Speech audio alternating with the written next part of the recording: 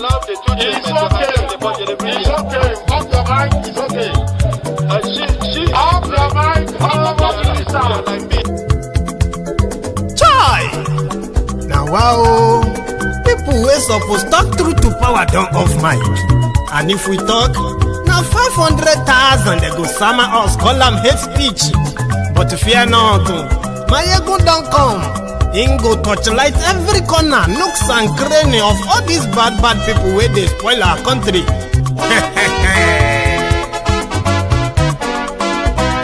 So my people make we loud, oh yo yo. Maiyegun don't come, oh yo yo. My people make we shout, oh yo yo. Maiyegun don't come, oh yo yo.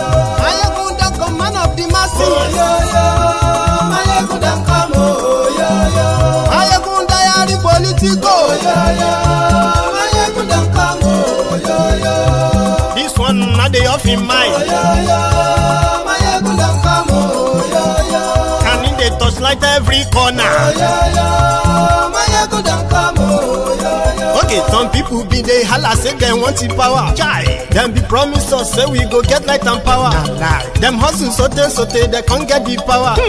But now they know they do anything with the power. Sure. Every day, dollar just they get the higher power over naira. Still them talk say make we off mind. But thank God say Maiyegun don't come. So my people make you loud, oh yo yo. Maiyegun don't come, oh yo yo. My people make we shout, oh yo yo. Maiyegun don't come, oh yo yo. Maiyegun don't come, man of the masses, oh yo yo. Maiyegun don't come, oh yo yo. Maiyegun diary politico, oh yo yo. Maiyegun don't come, oh yo yo. This one not they off in mind, oh yo yo. Maiyegun don't come, oh yo yo. Person where they do evil, no one make person talk. Them say that Maiyegun, that man too they talk. He too they talk. Say Maiyegun diary, he they hot like pepper. But every day then they take money in bulk. Woman picking, they the street they hawk. Still them talk say make we no talk. But thank God say Maiyegun don't come. So my people make you loud, oh yo yo. Maiyegun don't come, oh yo yo. My people make you shout, oh yo yo. Maiyegun don't come, oh yo yo. Maiyegun don't come, man of the masses, oh yo yo.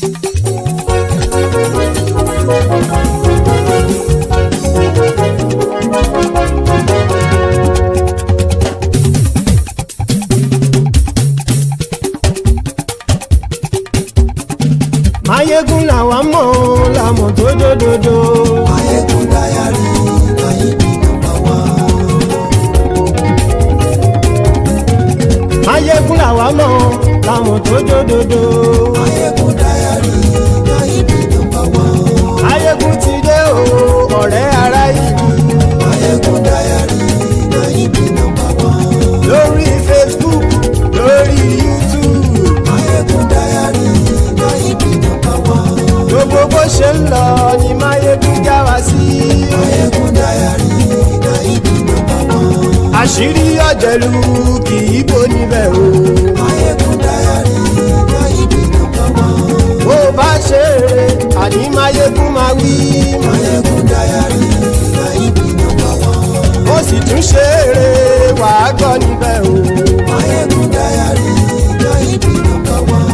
Maiyegun diary politico. Maiyegun diary Maiyegun number one. Godfatherism kò sí lọ́rọ̀ Maiyegun. Maiyegun diary Maiyegun number one. Ẹ farabalẹ̀ sẹ́ o kẹgọ́rọ̀ lẹ́nu o.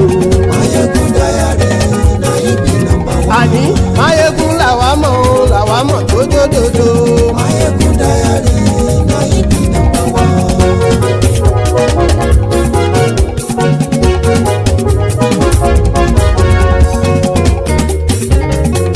Àní ẹ̀sùn ràkì. Maiyegun ti dé. Maiyegun ti dé. Ọ̀jẹ̀lú ẹ̀sùn ràkì. Maiyegun ti dé. Àní ẹ̀sùn ràkì. Maiyegun ti dé. Lórí Facebook. Maiyegun ti dé. Àní ẹ̀sùn ràkì. Maiyegun ti dé. Lórí YouTube. Maiyegun ti dé. Àní ẹ̀sùn ràkì. Maiyegun ti dé. bàbá gbé wúrẹ́. Maiyegun máa wí. Àní ẹ̀sùn ayọ̀. Maiyegun ti dé. Ijó ìgbádìyẹ. Maiyegun máa wí. Àní ẹ̀sùn ayọ̀. Maiyegun ti dé. Pẹ̀sìdó bá rúfin o. Maiyegun máa wí. Àní ẹ̀sùn ayọ̀. Maiyegun ti dé. Kí gómìnà kówó jẹ. Maiyegun máa wí. Àní ẹ̀sùn ayọ̀. Maiyegun ti dé. Hello there. Good morning to you. Good afternoon to you. And good evening to you from wherever you are joining us. This is Maiyegun Live. Thank you very much for joining me. Please, after reading the caption of the broadcast, I implore you to please read the description as well. Then like the broadcast, share it to invite your friends and your not so friendly friends. Tell them all that Maiyegun today, Maiyegun is live. I know, I like making up that voice. Live. Thank you. So tonight, we are trying to put it in the diary, keep it in the diary. The developing story, not just story, but developing movements, put it that way. Something that we are going to look back, maybe in a year time, or in 2 years time, and they're going to remember, possibly, when the foundation for what is to eventually bury the establishment is laid. Or just another sort of like a coward adventure. Now, that is what we're going to cover this evening, among others, okay?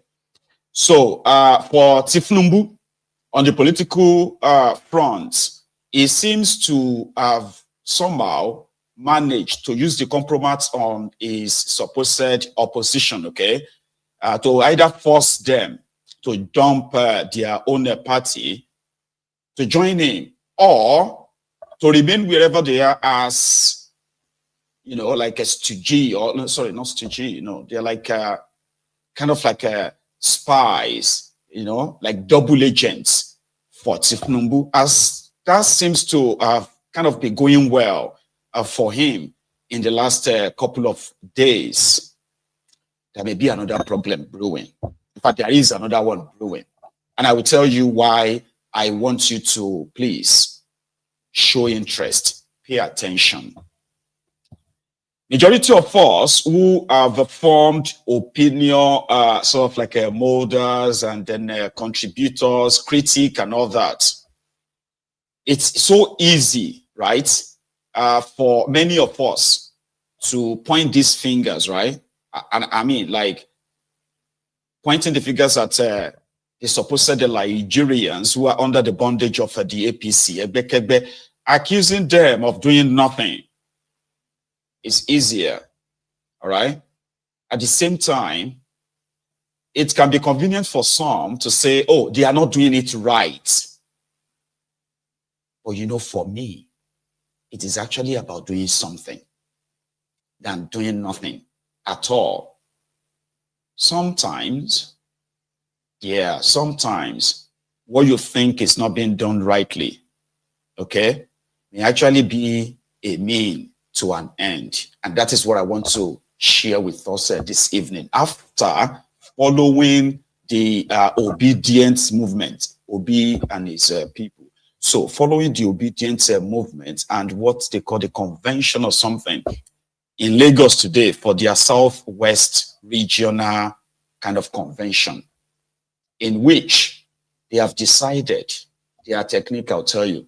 So they have decided that what they were able to do to shock the entire system towards what we currently are having to deal with today anyway, right? And they're getting robbed of it, was done within a space of 18 months.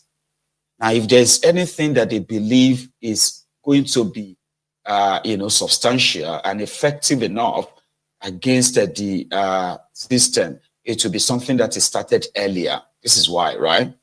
So today, they grouped in Lagos. And they said they were the members, they are members from other parts of southwest Nigeria. Nigeria has 6 regions, right? I don't know if Abuja is probably just left alone. Anyway, so 6 regions: the northeast, northwest, north central, southwest, southeast, and then south.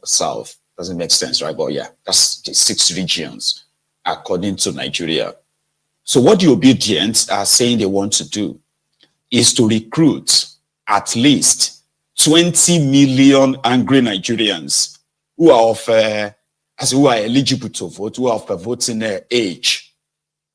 Now set them as the ready-made army that would have, that Tinubu and his other machineries and what have you would have to rig against. Do you see why we have to kind of put it in the diary now?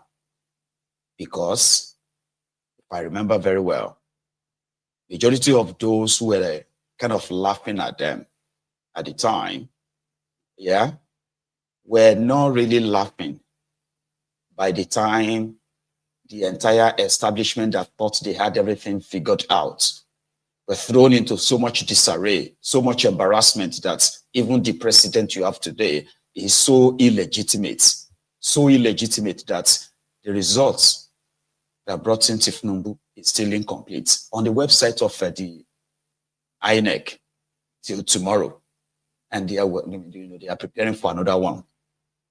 So the last time, the Obidients said they believed that if the election was free and fair, they would have at least amassed nothing less than 10 million votes, which made them believe that Obi was elected and not Tinubu. Now, what they want to do now, that I believe they want to do now, is that they actually want to put face, right, behind every Obedient name or anyone that claimed to be an Obedient that is eligible to vote. So what that then means is this: it is like a ready-made army. And recently, Obi himself has been talking tough, like, it's like he's now ready for whatever it is that is coming. So in Lagos, they decided that they launched their website for everybody who wants to be obedient and what have you to join them, right? Now, let's say they have the chance of mobilizing 20 million verified members, considering what they were able to do in 2023. And then the odd against or stacked against them, Abi. The only thing that missed out of that 2023 charade was that they were told that they would be rigged. Some of them felt like, nah, if they tried it, the entire country will go up in smoke, like, you know what I mean? Like people will have to chase them away. Then that didn't happen. That was the only thing that didn't happen. And it was because their man told them that he was going to court at the judiciary, that story. Now, from what some of them are already saying now, they've tasted, because in 2023, majority of them actually participated in politics for the first time, right?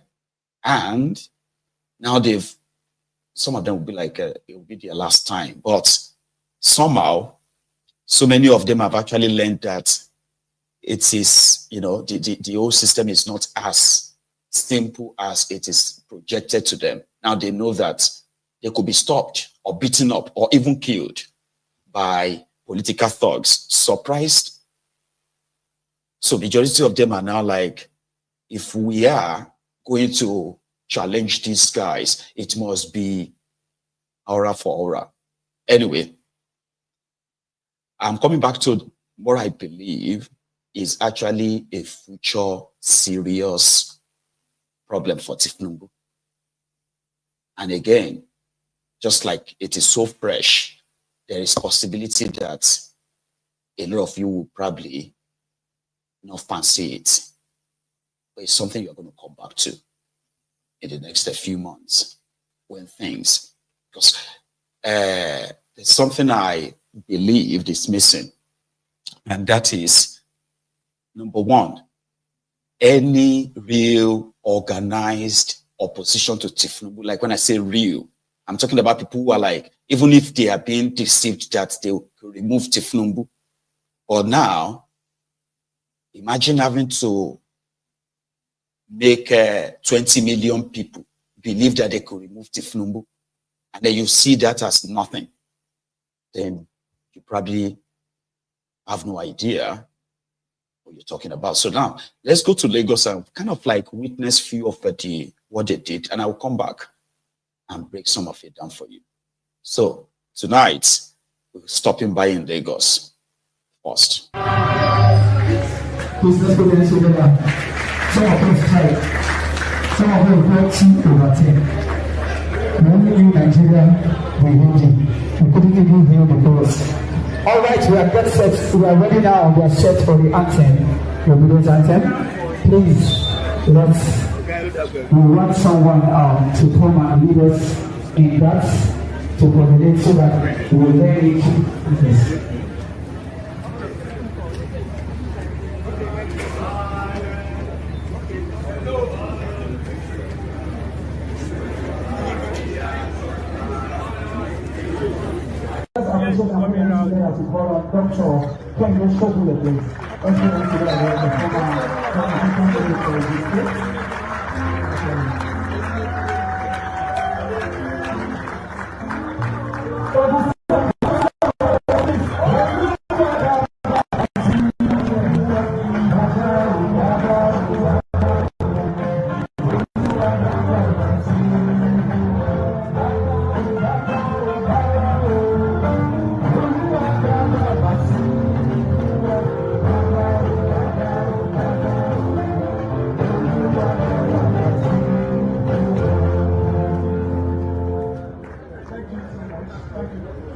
Obedient movement. The new Nigeria is possible. My colleague, the economic governor of Lagos State, BRB, the greater contributor of the Obedient movement, my friend Dr. Pampo Musa, and from our global advisor. Compares to you for your life. No, it will be looked at, you know where we call ourselves government. The regional coordinator for Obedients in the Southwest. It's a great honor and pleasure to be here. And a lot of people are saying a lot of things. Just to have one or two things, I think as a movement we need to do. Because there are quality that said, we're thinking about election. No, but we must fix Nigeria. Task of Western Nigeria, next week, all of us.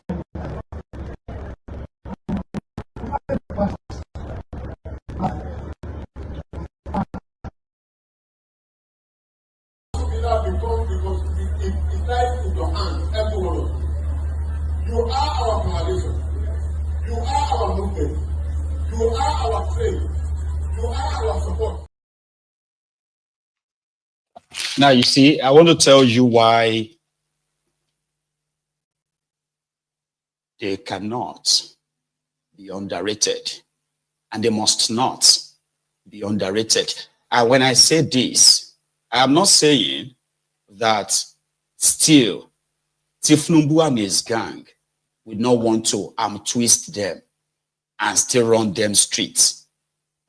But there's something you have to see beyond them being able to pull 20 million verified members of theirs in 18 months. 18 months. They were able to give the establishment a run for his money. That is a fact. 11 states, I remember, was it 11 or 12?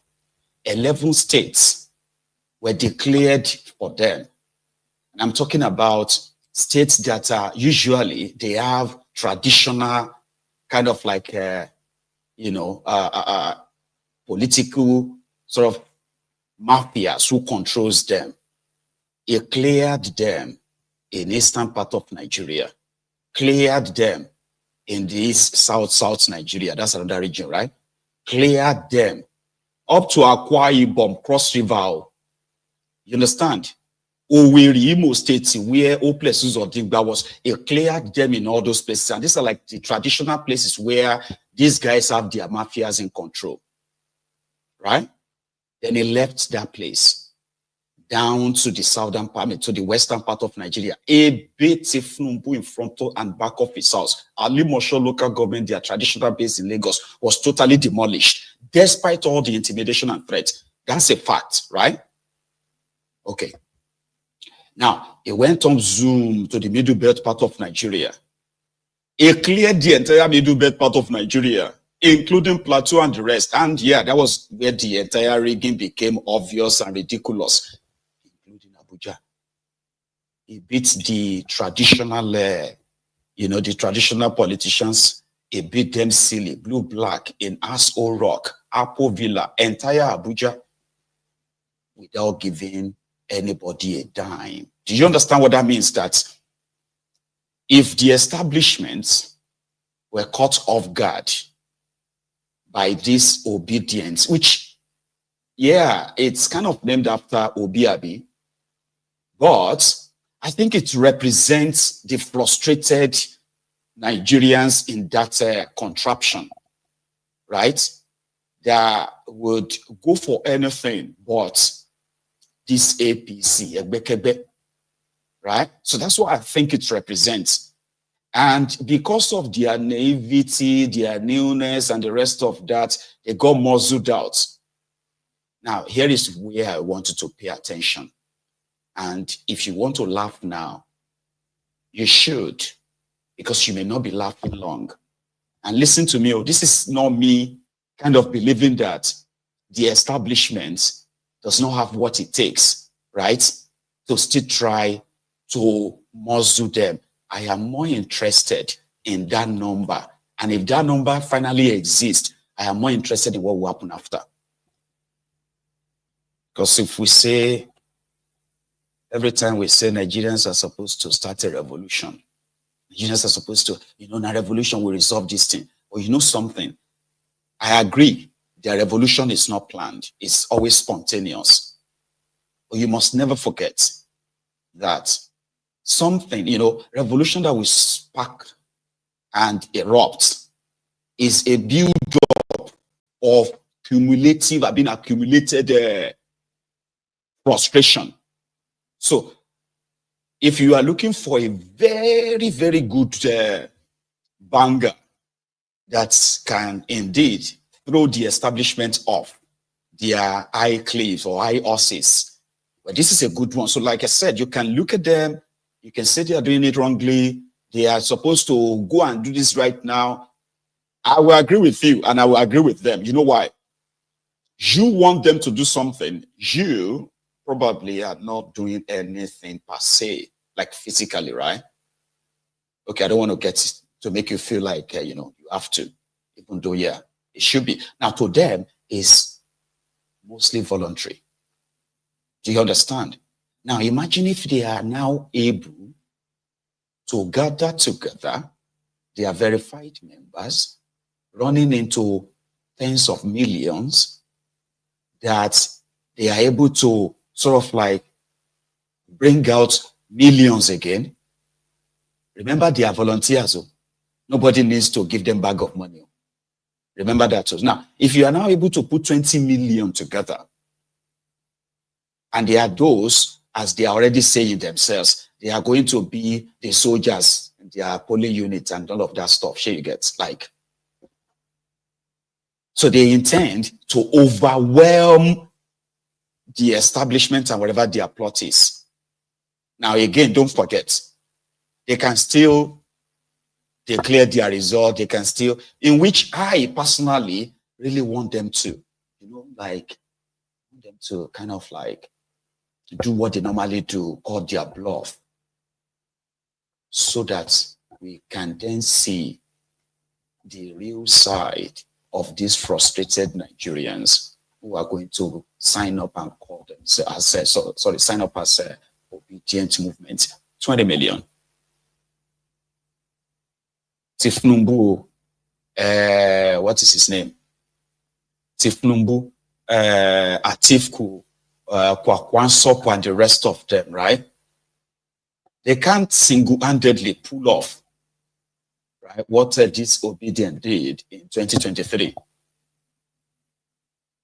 But because they already have an established kind of like a, structure, established structures include from local governments, to federal, how they move money. Everybody needs to be paid, including those who are going to queue to elect delegates from the grassroots. They have to be paid. The person who paid them well is going to end up as candidate. So in this regard, everyone who you see around your traditional criminal politicians, he expects them to give them something traditionally. That's the difference.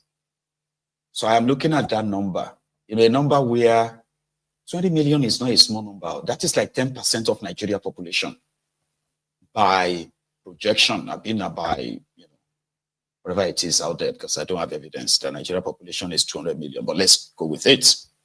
World Bank, IMF, and the rest of them have been quoting that, right? But you said, tell me, 20 million. And then they ended up that means they have probably the strongest base you will ever see for any political organization. Not in Africa though, right? Okay. So that means they have the ready-made soldiers whose intention is to go, as they are all joining them, right? Their intention primarily is that they believe that they want to make Obi president. Now they are now like, imagine they have 20 million now spread all across Nigeria. No, don't think I don't understand other factors. So like where they say Sharia, not and all of that. But 20 million is not a main number, man. The Obedients demystified this powerful not, and that in your 2023.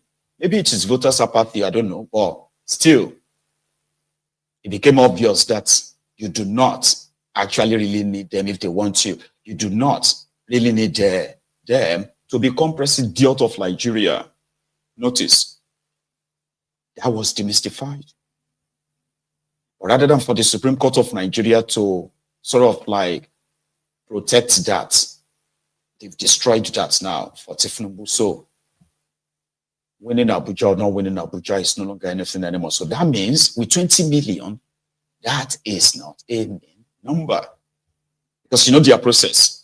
They intend after you register, they say you would get a membership card that says you are obedient. Then after that, they are going to ensure that not only that you register to vote, right, but to also make sure that you get your voter's card. They will act as a very strong pressure group to mount pressure on INEC. That's what they said. So remember, like, everybody who is going to join them will say they are joining them because they want to remove Koolu. Don't forget that. These are the Nigerians who have become the victims of the APC. These are the ones who are not going to have to be paid before they can validate Koolu's rigging and all that, right? So that means they have something to lose at the end, and no stupid sort of a government or politician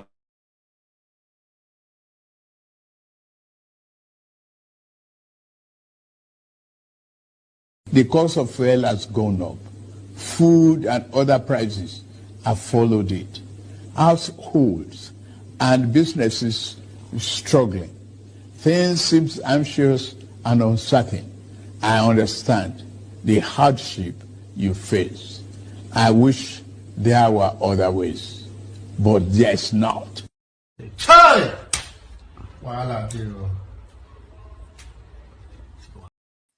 Sorry about that. I lost my audio. I don't know if you can hear me now. Please let me know if you can still very much hear me, okay? so that I don't just keep talking and,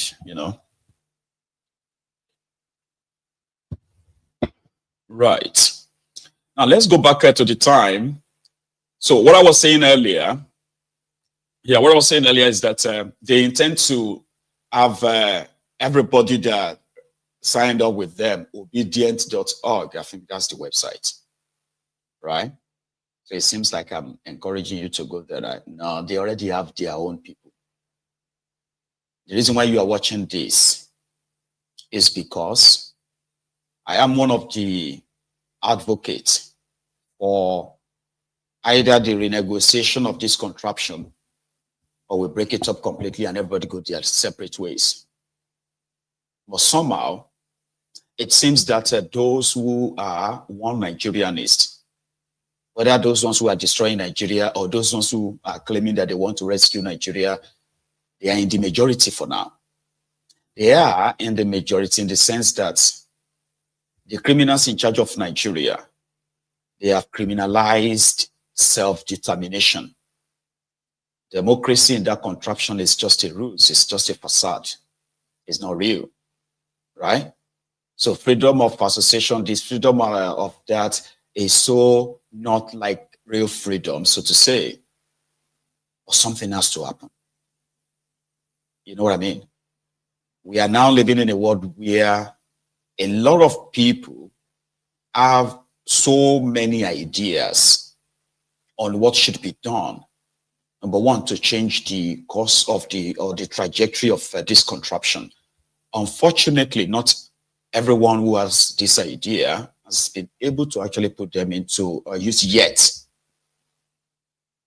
But because we believe that every one of us can just answer down and say, well, they win, so there's nothing anybody can do anymore about it. So when you see people who somehow, even if we think they are doing it, out of their naivety or naively or so, like, yeah, the thing is that they are doing something.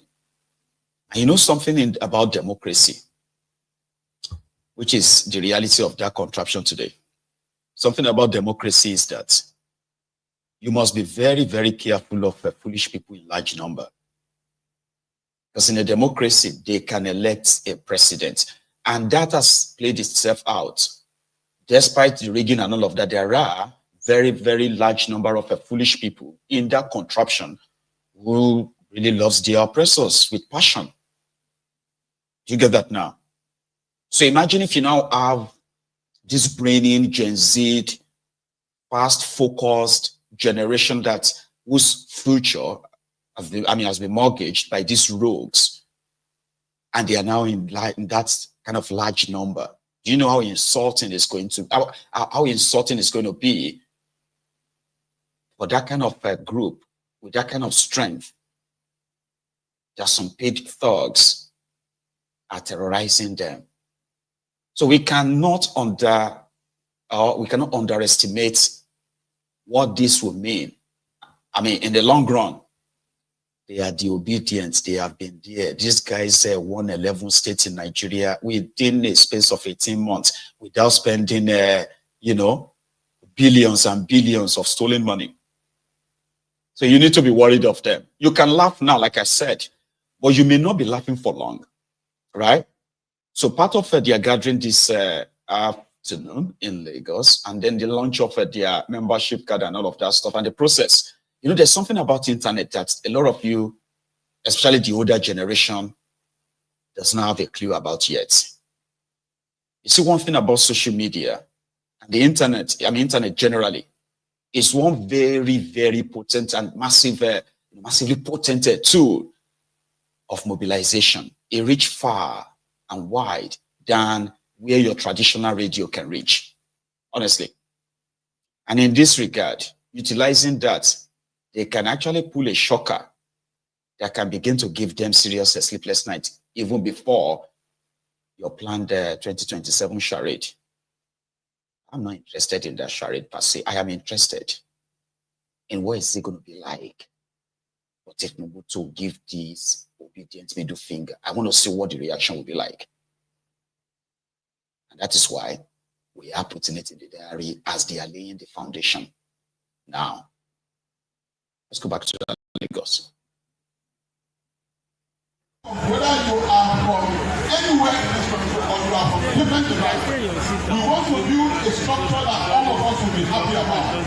Yes, we will be having some meeting problems, but then it is part of that particular building process. After the 2023 general election, a lot of us are angry. Am I correct? We were angry with ourselves and we are angry with the nation and all. But today, to God's glory, this particular leadership and together, we have been able to have a regional conference in Kano, where all the states in the Northwest are there. We are able to have... And this is what we do if we are going to start taking electioneering seriously. The Southwest, we all know how election went last 2022. We know the success we achieved in Lagos State, but we know what happened in other states. And it's not because we do not have a good product, we have a fantastic product, and we have the best product. What we need to do is what we are doing now, which is build structure. Structure matters. Structure matters. I know we were telling ourselves before that structure doesn't matter, but structure matters. If you have grades, you have lessons, you have everything going for you, the person that can organize better will reach you every time you run into that person. So we have to be organized. It's not just about coming together in a gathering. All of us need to be determined to have a function, to have a role. It's not just about being on the state level or the world level. There is door-to-door movement that needs to happen. We need to become like global witnesses. We need to be door-to-door, reaching out to people, getting them to understand that our party is not a tribal party. That all of us are suffering now. All of us are paying more for. And on behalf of His Excellency Peter Obi, who is presently in the United States, we present to you the membership card of the Obedient Movement.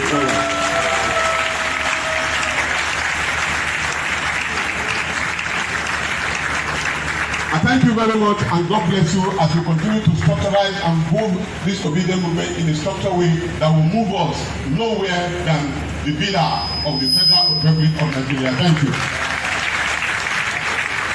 Thank you very much.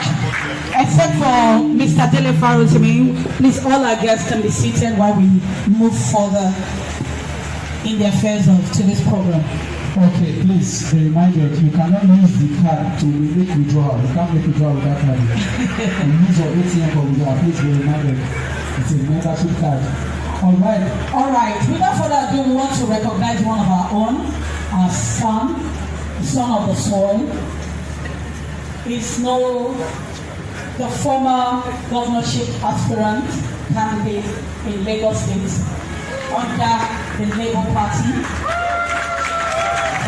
Please, can you rise at the beginning? After the election, he's been doing so much, operating so many places, making his impact. He's no other person than Mr. Abba father. He's going to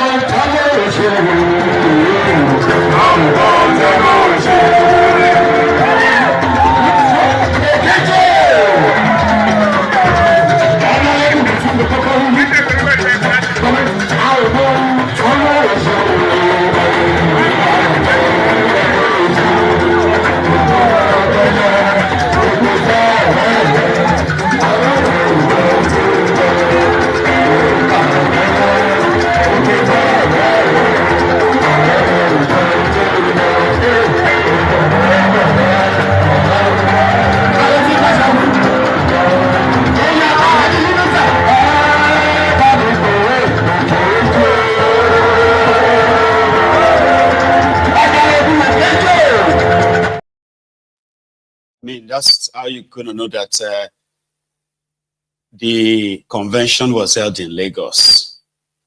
I mean, it won't be complete without a little bit of Owambe.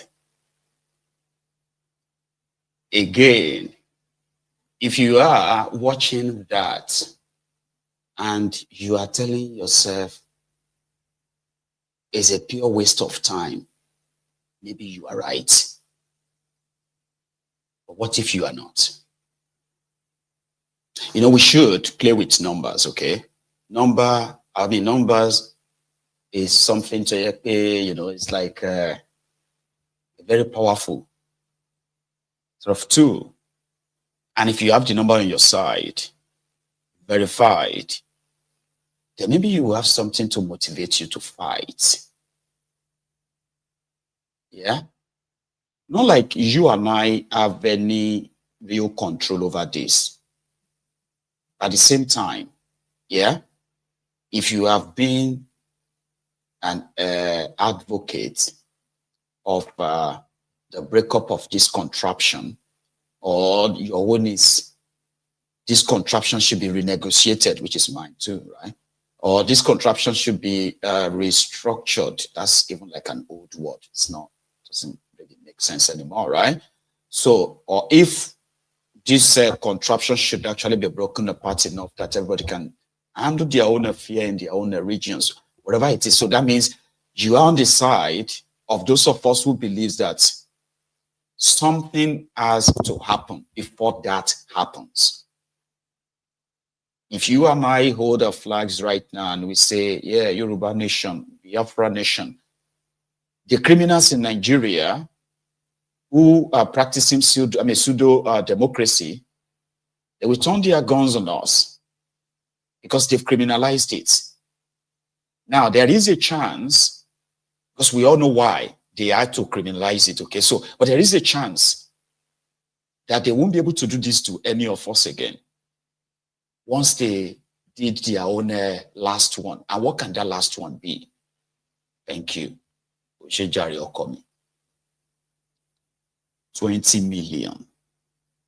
They don't need the 20 million to chase these rogues out.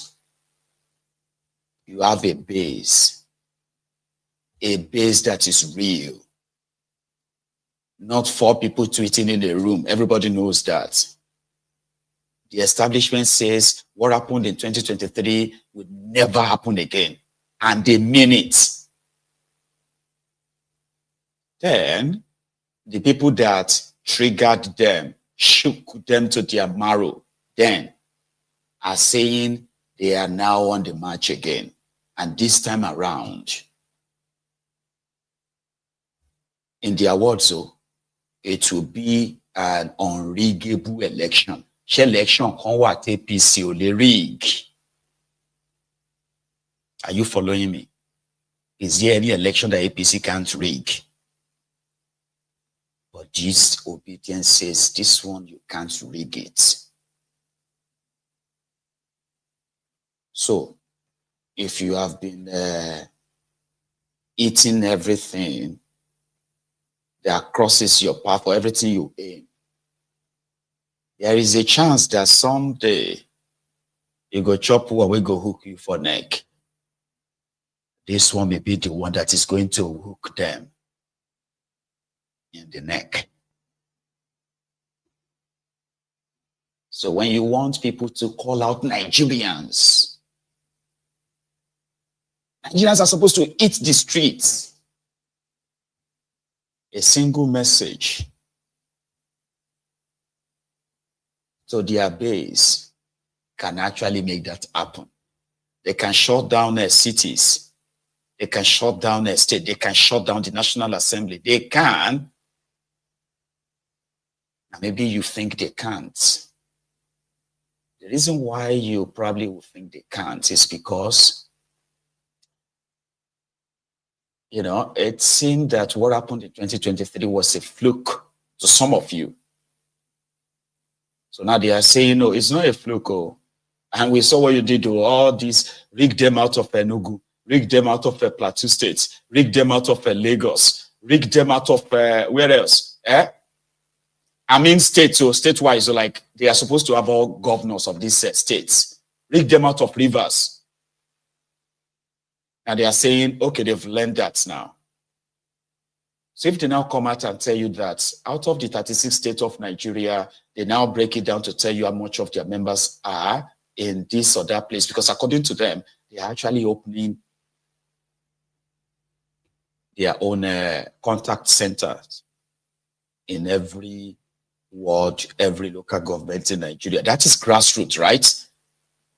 And the fact that the people they are mobilizing are not people who are expecting bag of rice, expecting 1,000 naira, that makes them dangerous.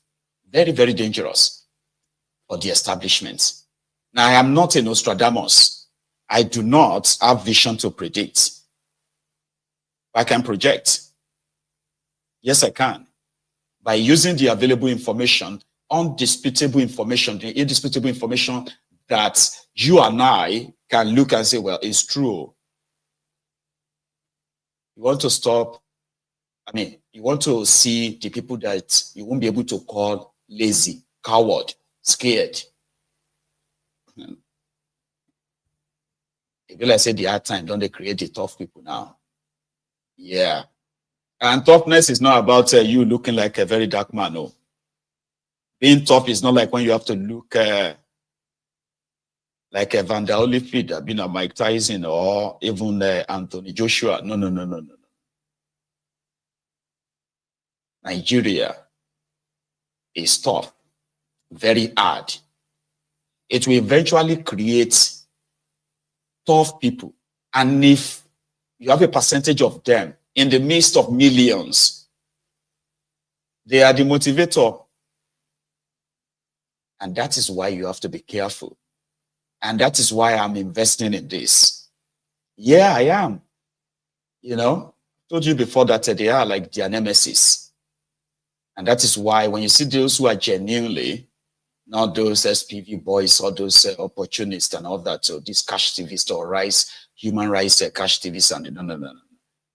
When you see those who are genuine, who are likely going to really upset the system, invest in it. Because the system won't want to lose against itself, right?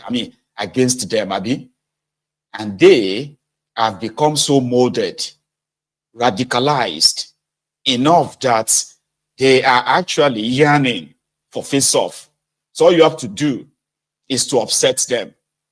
Now you can know, before you wouldn't be able to say how many were the Obidients, you go, no, how many, especially those who want to downplay what they did in 2023. You can conveniently look at them and just say all the nonsense you like you don't like them. I understand that you don't really have to like everybody. Sure you get, because that's normal. You disagree with them. I don't, you know. I used to support. I don't support. Fine, it's great. But that would not give you the right to downplay what they achieved in 2023. None of your political criminal leaders could actually attempt that and come out like that. You get that now? So even if you have forgotten, which in itself is a good thing.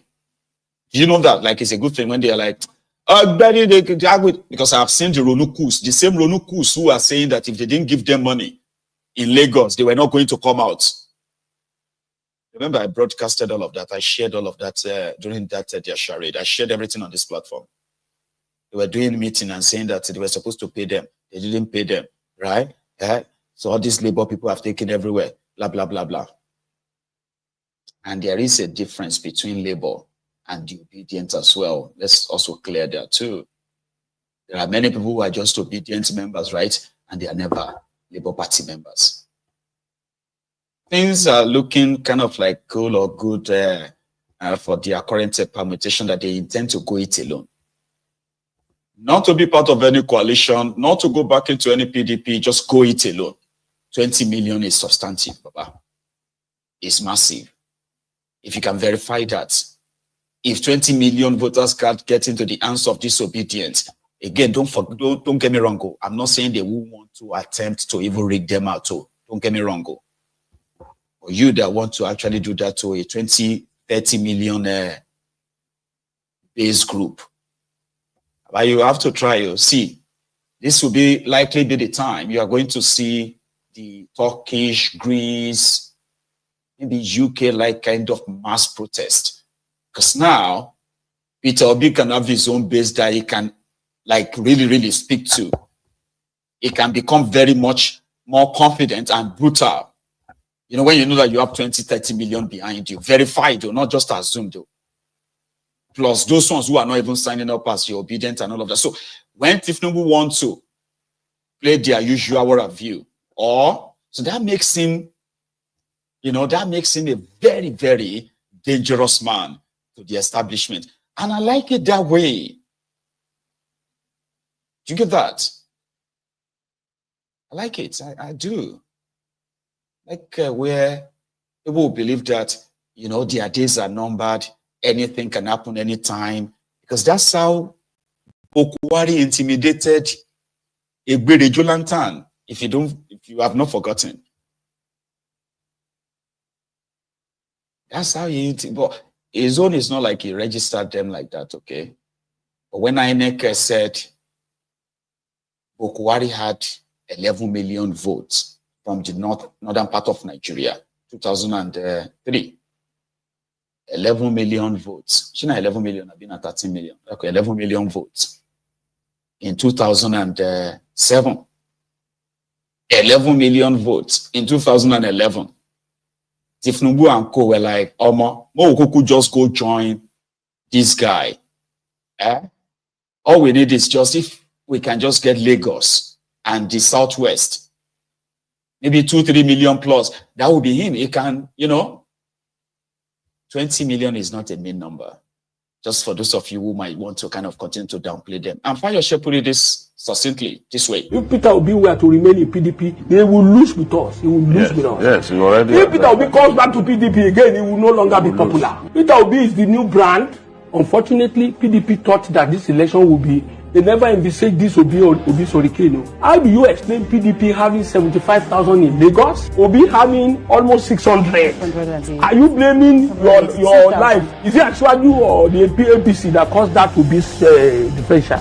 They should not come and say this. So Peter Obi has become an issue in Nigeria. Peter Obi is an institution now. He's not, you know, Peter Obi is a very smart guy. But that has been Peter Obi. You see him carrying his bag alone, enter motor alone. Peter Obi is a man of little want, little need. He's saying the truth. If you look at his shoe, modest, he will tell you that my shoe is to make me comfortable, as long as it's not torn. Peter Obi deserves what is happening. And if you see any rally, it's sponsored by PDP. They want to give them 4 million or 5 million yesterday night. But PDP cannot make it again. Nobody's talking about us again. If Peter Obi were to remain in PDP, they will lose with us. He also said he actually warned Tinubu that Tinubu must be very careful of this Peter Obi. He know they go anywhere. That until that person will lose that power. So I like it. I kind of like something that makes them feel like anything can happen anytime. Not what you have been witnessing. They are so comfortable, you know, everything is fine. Governors are going to join him. So what else? Who is going to stop us? And I'm like, of course, if you need the army that will give Koolu sleepless nights, it is still the Obidients. Don't lie to me. You and I know that the obsession of the Ronukus when it comes to this Obidient, this Obi that, Obi this, Obi that, has become so like obsessive enough that it's unbelievable. Honestly, have you not been following? Every appointee of Tinubu has something to say. Whenever they are asked about their failing regime, they will have something to say of why Obi can't do anything different. Obi can't be this, Obi can't be that. So the truth of the matter is that when it comes to that grassroots, this grassroots, that, right? It seems to control that in the southern part of Nigeria, and most part of the middle belt part of Nigeria. So it's a big one. It's a big threat. Yeah. So like I said, if you want to laugh at them now. You know, yimu to them now. Mock them. Do all you think, you know. Like you as an expert that you are, you know. I'm going to agree that you are right.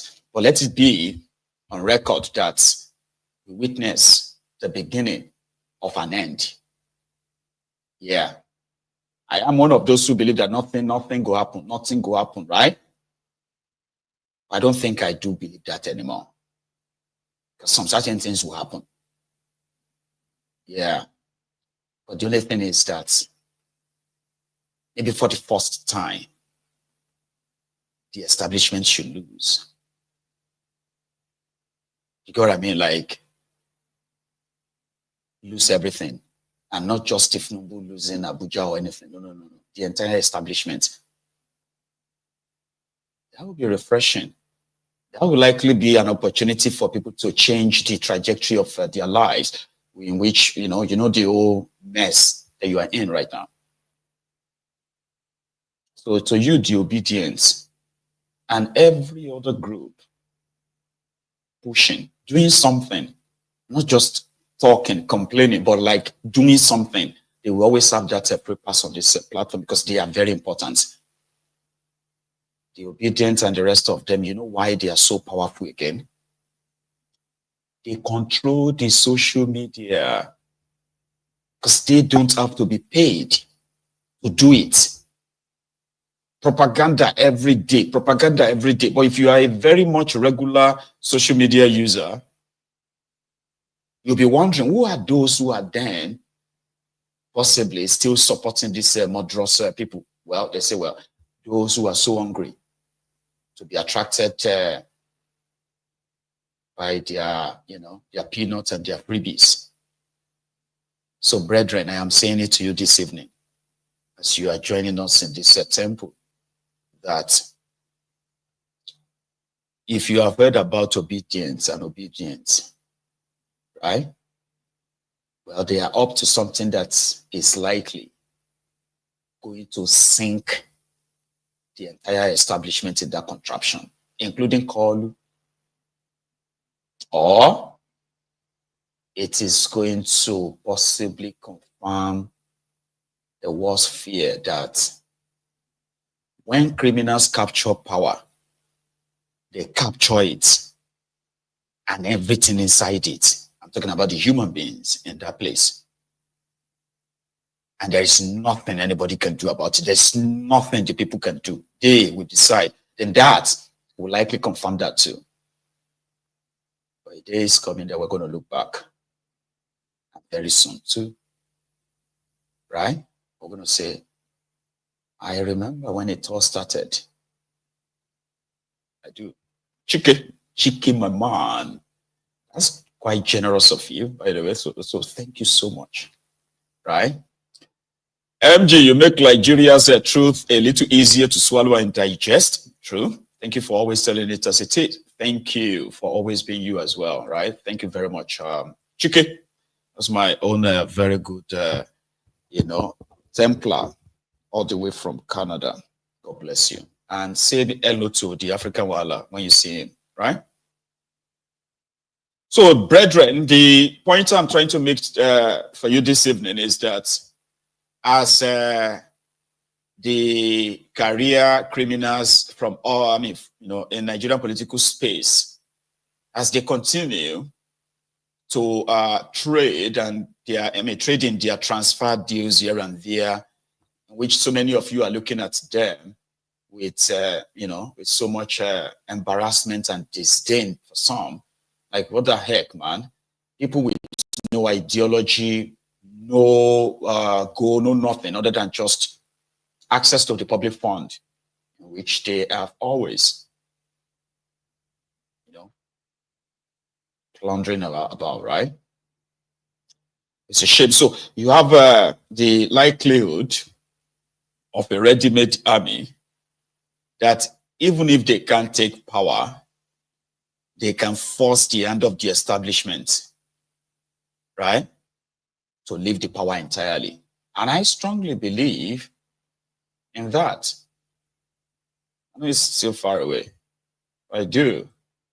Because according to this this ex-convict, Orji Uzor Kalu, few days back, he met with his constituents in Abia, I believe, and he told them that Tinubu is unhappy, that he lost so much in the eastern part of Nigeria, and right now is determined to capture the eastern part of Nigeria. How's he going to do it?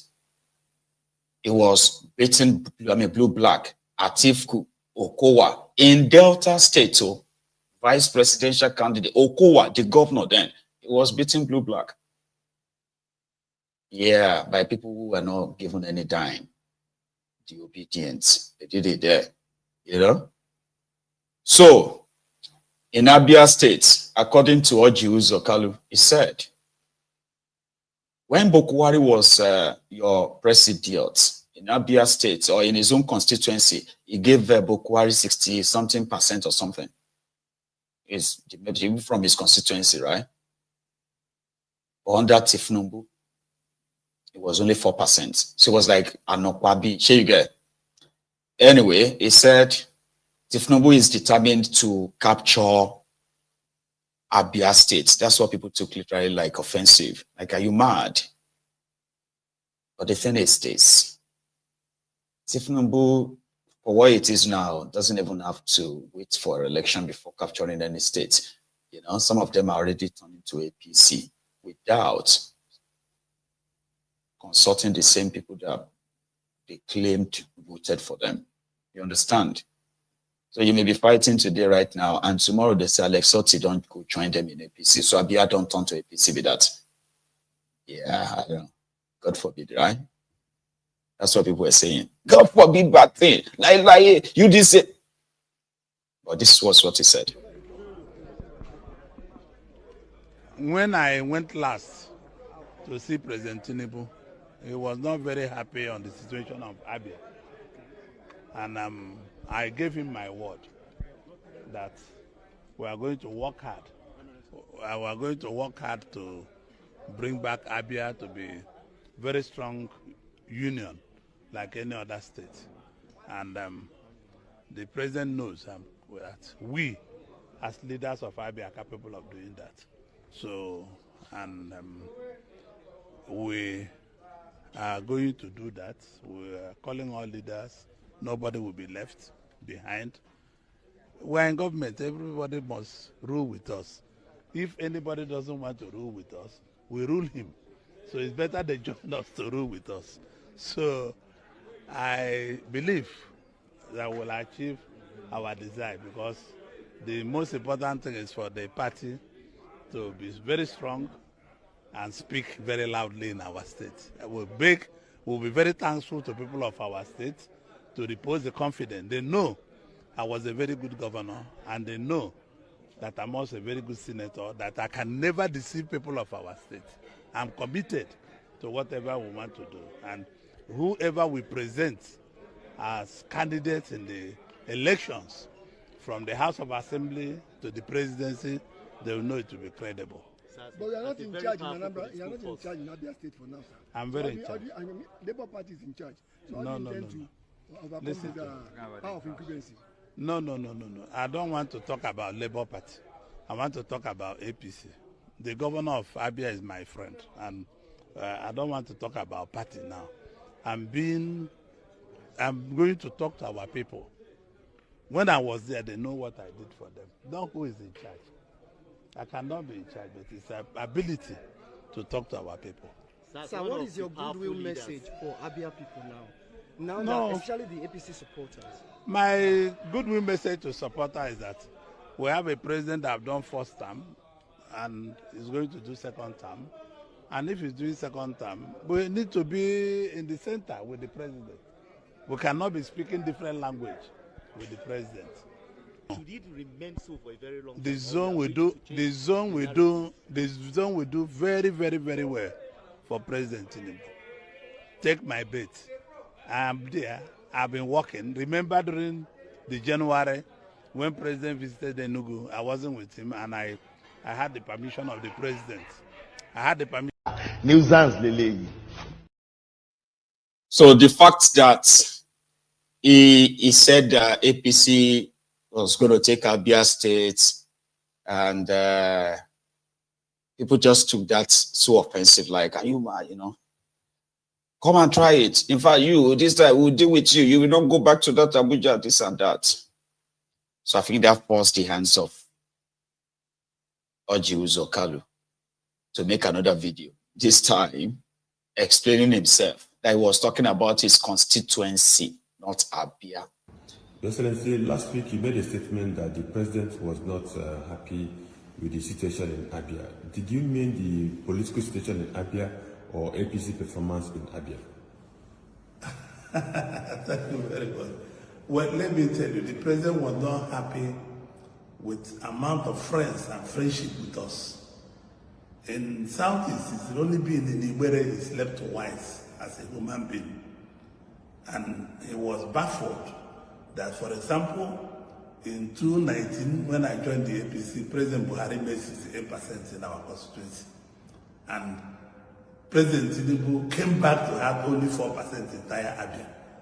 He was not happy in the political numbers of APC in Abia. It has nothing to do with Abia State. President Tinubu is not a petty person. He knows he has friends all over. I'm sure even the governor also is his friend. And we were not talking about state. We were talking about performance of our party in Abia State. And nobody will be happy. He has a friend like me. He has other people that are his friends. And we can only take 4%. It's even me, I can't even believe it. I was ashamed to see that, and this is why I'm not forceful to ask for anything from the government, because I know we did not do well. And I'm reconfirming that when we do well, we will do very, very, very, very well. I'll be in the forefront to fight for us to do well. And we will beg people of our state. They have seen the amount of things we are doing in the state, and we will beg them to be considerate and see. It's a rapport. We have a good rapport with people in our state, and they will behave well.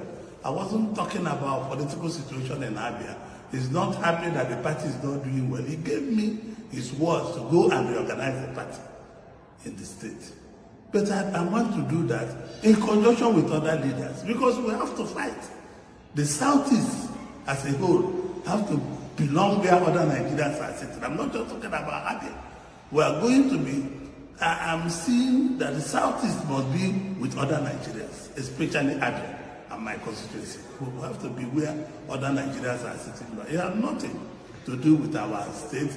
I see some people talking about Otti, Governor Alex Otti and all that. But it's not about Otti. We are talking about the election in 2023.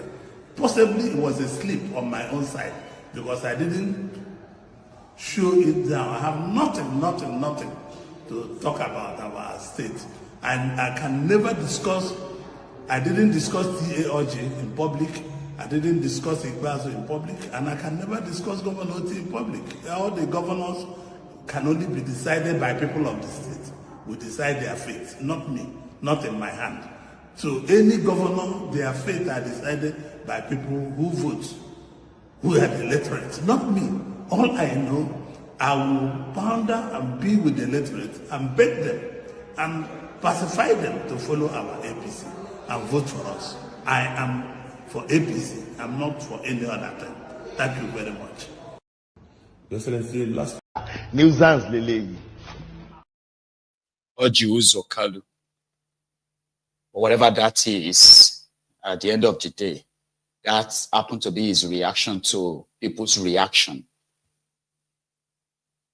Sometimes this guy will be like, social media is not relevant, but they are all here with different fake accounts, monitoring. They have SAP, this and that, but they are all on social media.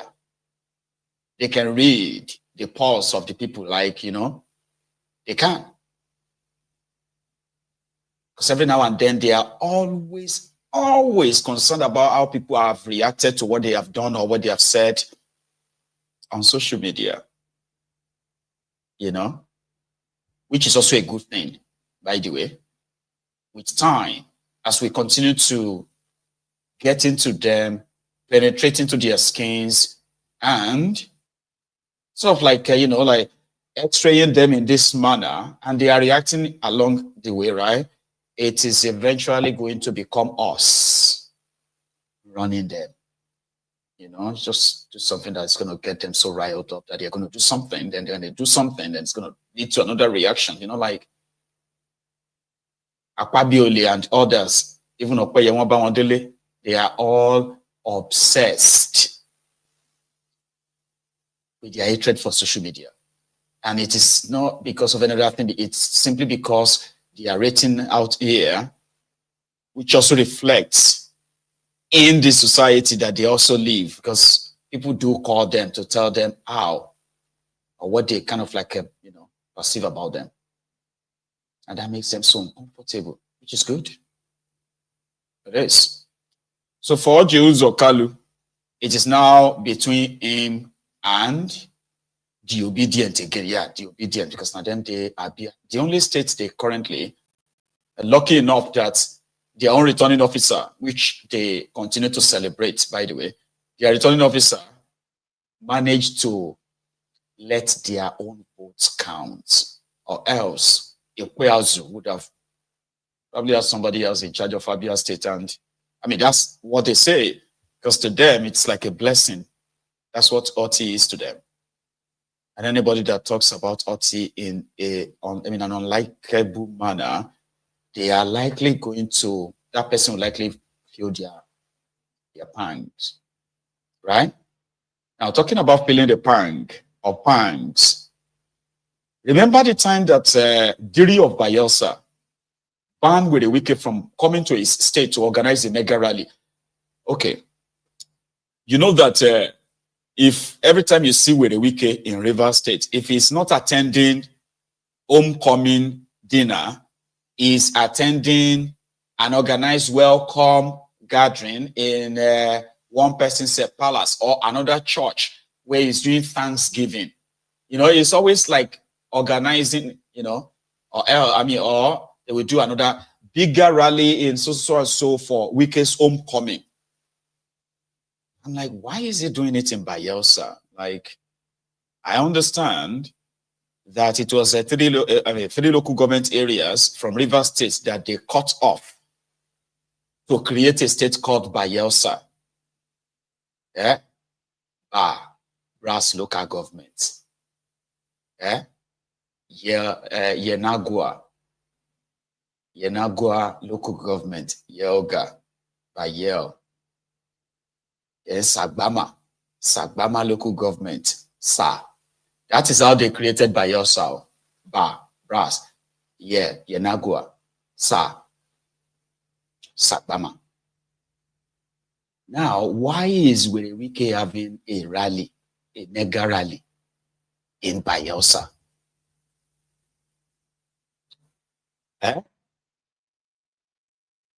Is he running for president? You know what I mean? Anyway, so Diri announced then that Wike was not welcomed in Bayelsa. And the organizers of this Wike's rally called it off. Until today, when they said that people were running for their lives because there were gunshots opposite where they are doing Wike's mega rally. Who can't they shoot gun? Let's go to the scene.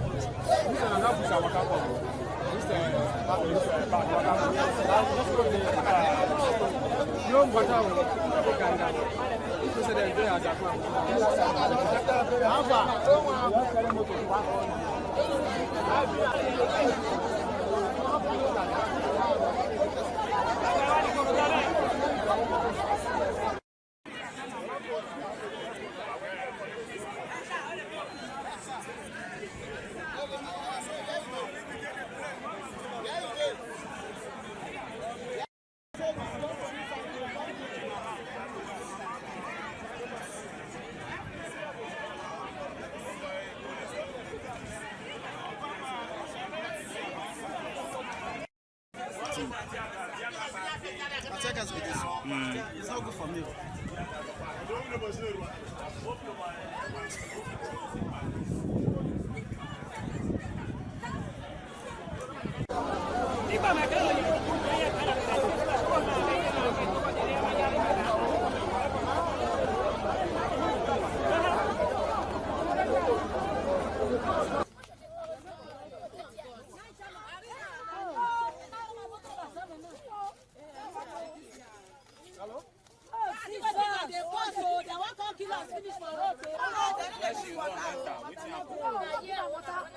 You fall for here. You don't follow. What is German?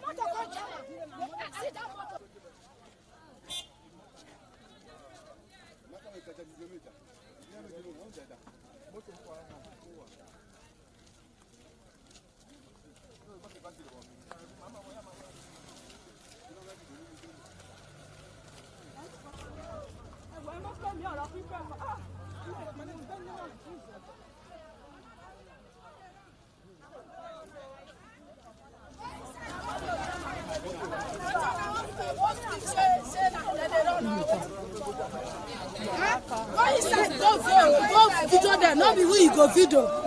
I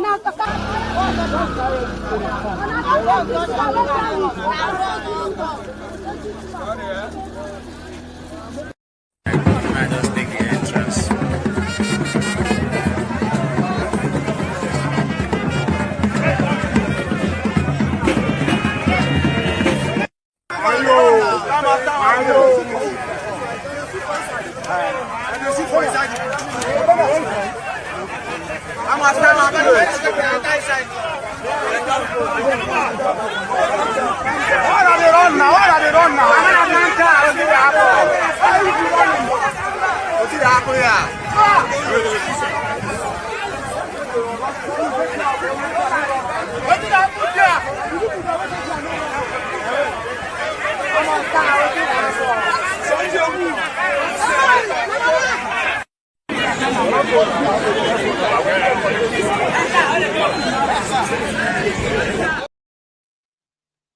So some women sustained injuries when they were running because they couldn't see those who were shooting, and they were not sure if they were shooting at them. So the police, everybody tried to comb the area. They couldn't find anyone. But by then, the crowd already dispersed. Like everybody started running back. So I hope they paid them before, before that happened. I hope it's not like we'll pay you after the service. With a weekend by Bayelsa. Also, I heard that yesterday was supposed to be JAMB, right? Right. Okay. Joint admission matriculation, what is they call them? Board, I believe they call them. So they organized their JAMB for yesterday. And guess what time? The JAMB was to start, the examination was to start 6:30 a.m. 6:30 in the morning. Some of the children had to also travel far. Why would you post children for a 6:30 a.m. examination to far away places from their own kind of like area of residence? Because it is Nigeria, right? At the end of the day, some of them couldn't even write the examination. Others, certainly, the stress of locating their own, their examination center would contribute to them actually failing. And people have been reacting. Enioluwa. The major problem with Nigeria is our anyhowness, and it has crept so much into the system that you find the person doing a certain thing and you ask them why are they doing it, and they have no logical reasoning for doing it. It's because they're used to the system of anyhowness. I heard that one of the national exams in the country that is written by secondary school students was placed for 6:30 a.m. Secondary school students who are often at the age of 14 to 17. And my issue is, if you ask, why the exam was placed for 6:30 a.m. There's most likely not a sense of logical explanation to why it was placed for 6:30 a.m. It's our anyhowness, because all it takes is for one person in that organization to say, I know this is how we've been doing it before, but we're in a different climb now. Security risk has increased in the country. Also, should a student really wake up by 5 a.m. to meet a 6:30 a.m. examination as a 15-year-old? Is their brain able to process all that they've read by 6:30 a.m. because it means that they have to wake up by 5 a.m.? Was any experiment done to put 3 students and say, we're going to test what is the best time to write this examination? Also, considering the economic situation of the country, a lot of the people who have to make that examination have to take public transportation. Were they put into consideration before that time of the exam was set? Again, it's our anyhowness. And now I'm seeing reports of people saying, I can't find my brother. I can't find my child. Something happened to my child. And people in the comment section are writing, during our time, we wrote it 6:30 a.m. too. It's because you are so used to anyhowness, you think it is okay for things to be done anyhow. You're so used to suffering that you think it is okay for other people to suffer as well. When all we need to do is to change the system. We need to do things and say things with logical reasoning. When it is light banter, it is okay. But when it becomes real issues, can we lock into our cerebrum and think a little? Because this is a serious issue that would affect people's lives. Major problem with Nigeria is so corrupt, which I regret the day I was born in this country. It's unfair. This is unfair now. This is unfair. Nigeria is so corrupt, which I regret the day I was born in this country. It's unfair. This is unfair now. This is unfair. It's unfair. I don't know if some of you probably know this, and I believe some of you indeed do know this, right? Nigeria is a place where the older generation kind of feel like if you don't suffer like they suffered, you won't appreciate success. Or somehow, I don't know, like that theory. Those of you are older people. If you are guilty of this, you should identify yourself. You know? People will unnecessarily be mean, cold, right? Towards the younger people. And then they will say we are disciplined, we are training uni, we are disciplining uni. Right? And then they institutionalized such kind of behavior. Something that should ordinarily be so easy, walking into a place, get a certain registration done, and then once it is done, you walk out. That's it. And next person. That is not it. You know, they just have to make your life hell. Push you here, push you there, push you here, push you there, and then just make you feel so miserable. Because that's when you are going to appreciate that paper they want to give to you. Eh? I mean, I don't understand though. You don't have to actually, like, you see, people will still hustle hard for anything in order for them to, you know, sort of like live the normal life. So to say, everybody will walk and do this and that, right? But innovation in everything we do is to make how we do things becomes easier, seamless, as much as possible. Because, yeah, you see, seamless process is actually faster and productive than a system that doesn't have tail head, anything. Just do it because somebody said we should do it. Gamble with people's lives and the rest of that. I mean, you know. A mother had this to say, calling on the head of that JAMB organization. Isaki Olóyèdé kí ló ṣẹlẹ̀ gangan. A dúpẹ́ lọ́dọ̀ Ọlọ́run Yorùbá kúkú ni ẹ́. Yorùbá ni ẹ́ mẹ́sẹ̀jì yìí mo fẹ́ pàṣẹ sí ẹ. Torí wọ́n ni director JAMB. Kí ló ṣẹlẹ̀ gangan. Kí ló dé fi JAMB àwọn ọmọ sí 630. Ẹ tí wá ní post wọn sí local government wọn. Ẹ máa gbé àwọn ọmọ yẹn lọ sọ́nà títì. Kí nìkan tó ṣẹlẹ̀ gangan. Ṣé ti gbàgbé pé teenagers làwọn ọmọ yìí ni. ọmọ mi ti sọnù báyìí ọmọ mi accident ṣẹlẹ̀ nítorí pé ó ń wá center lọ kí ló dé 6:30 iṣẹ́ wo gan ló bẹ̀rẹ̀ ní 6:30 ní Nigerian work lọ́jọ́ tèmi iṣẹ́ wo ló bẹ̀rẹ̀ ní 6:30 tó yẹ pé ẹ fi jàǹbá àwọn ọmọ sí 6:30 ẹ máa àwọn ọmọ láti máa kọ́kọ́ wá center wọn lọ ẹ tún wá gbé àwọn ọmọ yẹn súnmọ́ bí táwọn parents wọn wà ṣé ẹ ti gbà pé teenagers ló pọ̀ jù nínú àwọn ọmọ yìí ni kí ló dé gangan náà adult gan suffer ní Nàìjíríà yìí talk more of àwọn ọmọ kéékèèké ẹ tún ti wá ń wọ́ ẹ ti ń wọ́ àwọn teenagers ẹ tún wá ń wọ́ wọn sínú ogun tẹ́lẹ̀ mọ̀ wípé insecurity wà nílùú tá a wà yìí kí ló ṣẹlẹ̀ gangan Isiaki Olóyèdé ṣé torí pé àwọn ọmọ ẹ ò ti síbẹ̀ ò ti dàgbà àwọn ọmọ ẹ ò sí níbẹ̀ àwọn ọmọ ẹ ò sí nínú àwọn tó ń ṣe jáàmù ṣé dandan gan ni jáàbù ni kí ló dé tí Nàìjíríà ò scrap jáàbù kẹ́ jẹ́ kí jáàbù kó má sí nínú nǹkan táwọn ọmọ máa ṣe mọ́ kí ló dé ọmọ ní exam ní 6:30 ìdájí báwo lẹ jẹ fẹ́ kọ́ cope ọmọ mi ń bọ̀ láti Ìbàdàn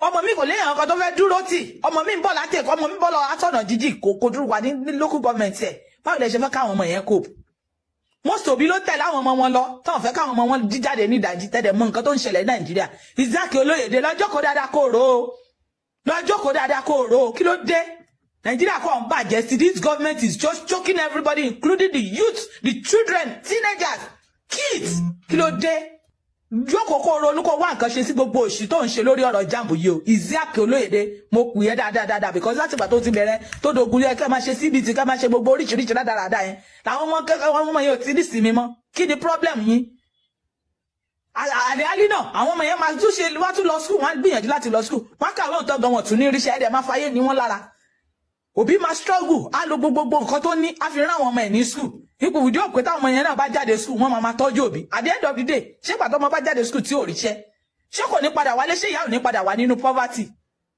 this government is just I don't know it's just nonsense let me just say it in that way this government is nonsense it's choking everybody. You know, that's why we said that it's going to touch everyone. You see, something about bad governance, right? It's a very bad thing. I wish I can have this special wisdom, right? To use in explaining it to you, that you will be so convinced I don't have to add anything. Like by the time I'm done, you will understand the consequences, how bad governance is. But I'll give you an example though. I mean, I'll still use the little wisdom I have to explain it to you. It touches everybody. Everybody. In so many ways. You know what they call the turn-by-turn shege of Nigeria Limited? Yeah? Right. Bad governance doesn't put into consideration the effect of their policies on the people. You know, usually if you want to do something, I say government, you know, want to do something right now. Let's start from family. In your family, let's say you have maybe 3 kids, right? 3 children. And then yourself and your wife, or yourself and your husband, all right? That's the family of 5. Now, you as a mother and you as a father, you will agree with me that not all the decisions you make, right, are decisions without consequences. And therefore, you have to kind of like be very careful with your decisions, because your decisions can have a very far-reaching effect on your family, even extended family. We all know this stuff, right? Now, think about governments whose policies would have to touch lives, including children. And not just the born, I mean, the birth children. No. I'm talking about even the children inside the womb. Terrible, bad leadership. Bad leadership at first, right? They would deny their people basic amenities of life, like water, electricity, good motorable roads, healthcare system, and I'm talking about affordable, accessible healthcare system. This will have far-reaching effects on millions of people when they are done. it will also have far-reaching effects on millions of people when they are not done. If government chose to do something about healthcare, it affects millions. If they choose not to, it affects millions. So when bad governance chooses to feed fat from the public fund while the public starve, I'm talking about a country where they pay more attention to the greedy while the needy continue to suffer. And in their millions, by the way, bad leadership. Bad leadership means criminals will be making bad deals for the country. And when they make bad deals for the country, that also will have far-reaching negative adverse effects on the people. For example, Nigeria is oil-producing country, right? But Nigeria doesn't produce any crude oil. Nigeria doesn't extract our own crude oil by themselves. No. Nigeria is a country blessed with crude oil, abundance of it. But for 60 years, Nigeria criminals, successive criminals in charge of that contraption, none of them invested in any technology that you can say this is Nigeria technology for crude oil. They are essential, so they are major forex earner. No single investment is made by these guys for 60 years. They were collecting royalties. That's what they're collecting. 45%, 40%. That's what they're collecting. For 60 years. Today, if all the oil companies in that contraption says they are done and decide to just do Afghanistan to all those equipments by just making sure that they are not functional, like it will probably take you decades to fix them. You will have to go and dig another well. And all they should do that to that contraption. Nigeria will cease to be an oil producing country. At least, no major one. You get that? Bad leadership. For 60 years, Nigeria that has abundance crude oil is not refining our own crude oil. And when they finally has a refinery, a private refinery by Dangote, right? Then they were supposed to stop importation of petroleum. That's the moment they started importing crude oil. Crude oil in the Niger Delta, right? Bad leadership. So they will make deals with internal collaborators, external collaborators, and they will get their own cut from the deal. And the consequences of those deals will be passed on to these millions of people who don't even have a clue that their future will be mortgaged. That sort of like a plate of porridge, right? Bad leadership. So bad leadership affects everybody. Because bad leadership means it's not just the head, it is the whole body. Bad attracts bad. Bad can't attract good. Trust me. Good does attract bad, or because good is good, right? So good will prevail over bad. Or bad can't attract good. It doesn't work that way. So everybody that is associated with them, they are potential criminal, looking for an opportunity, or even creating the opportunity to milk the public without any consequences. Bad leadership. Children will be denied their childhood. They will be made to grow up fast because family, people are living from hand to mouth. So children are being made to grow up so fast so that they can work and hand for the family. It's crazy, isn't it? But that is about the jam. So they'll keep playing a game with the lives of these young people. And that's how Nigeria happened to us.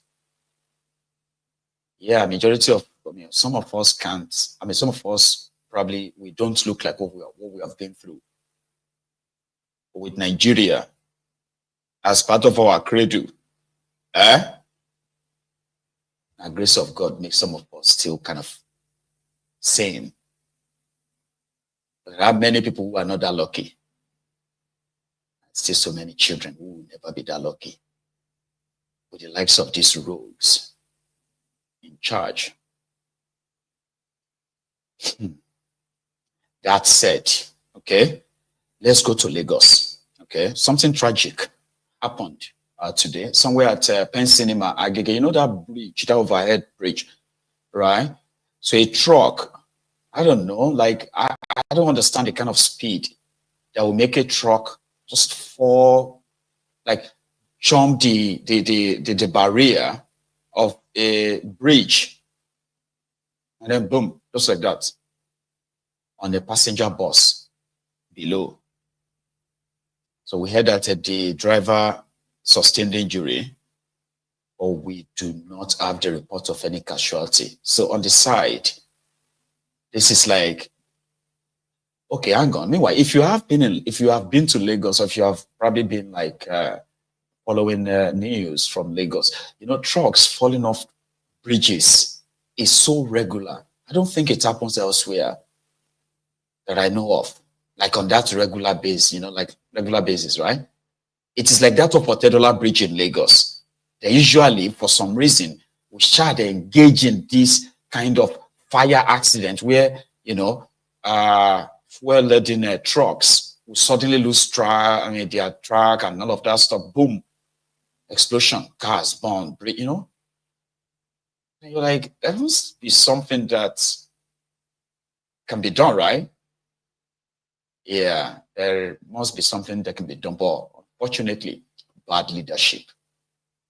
Bad leadership is so bad that it is actually a threat to the lives of those of us who are still here before Nigeria happened to us. You know, somebody said that Nigeria is a place whereby when you are walking on the streets, yeah, you have to be careful of the cars just coming to hit you.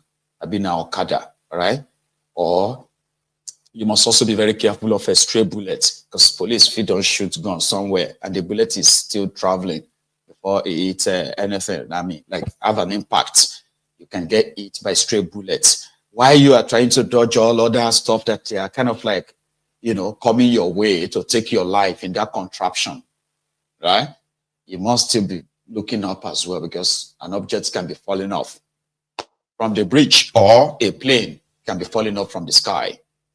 It's kind of like a street wise advice they give to you to Chama Slako in Lagos or Benny. You need to kind of like, you need to be working with extra sensors, you know, to tell you that something is falling off in Lagos. Black Saturday. This is Black Saturday. That can be trailer Jabola to the bridge. Jabo Slell around. Wrong way to one of us. I was one of pack the bus from Murat in the left. Every one through a long way. Rasulullah. That's okay.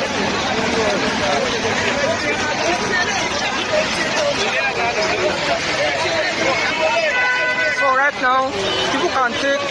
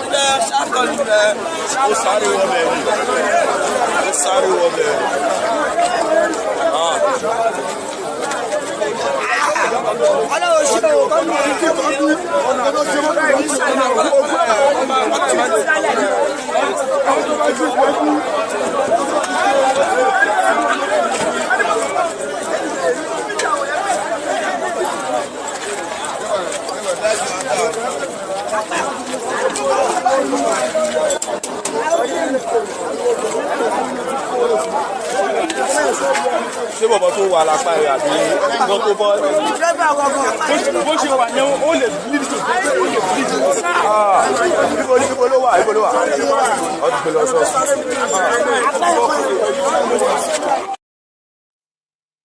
That was in Agege in Lagos. So, according to some of the comments, right, people believe that the speed of the driver in a sharp bend made him lose control of the truck. Very sad. So that was from Lagos. But before that happened this afternoon, early this morning, I'm talking about as early as 12:30 a.m., very early this morning, the Lagos State crew were doing their usual raid. Not only around the Koolu, they were looking for the homeless people, and at the same time, those who have illegal structures trading on the street in the middle of the night. And Wahabi Wule shared this. Of course, he's the source.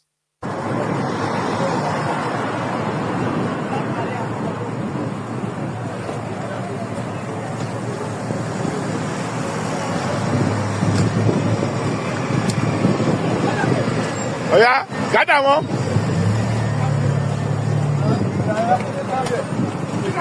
Yeah, camera all of them.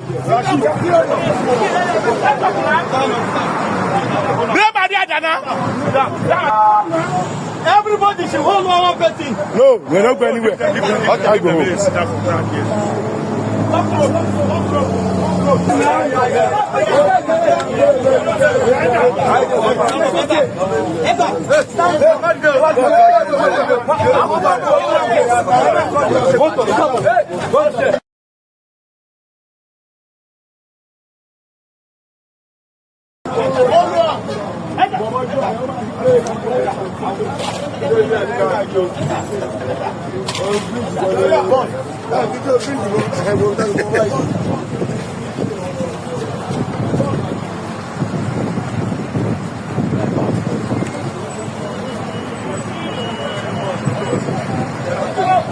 Yeah, boss, yo.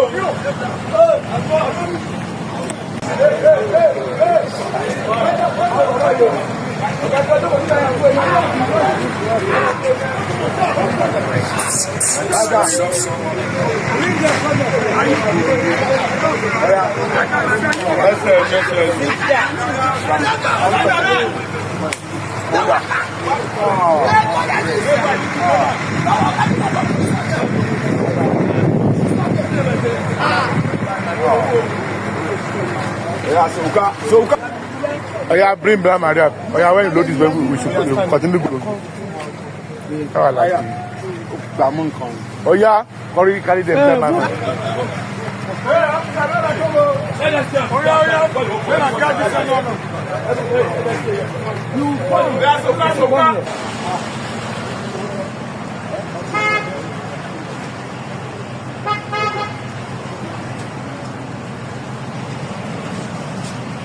Let me.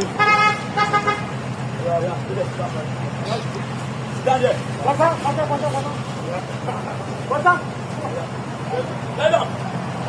Yeah, go and breathe the minimum.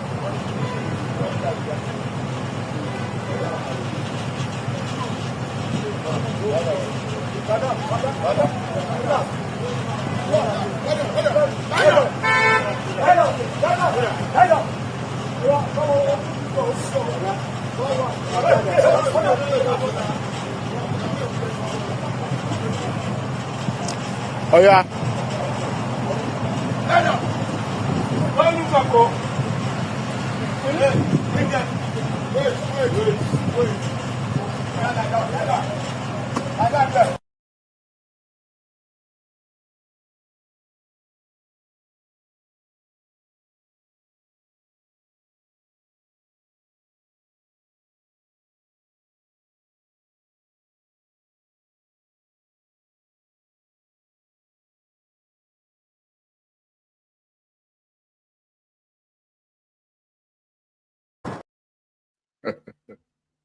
Sad, yeah?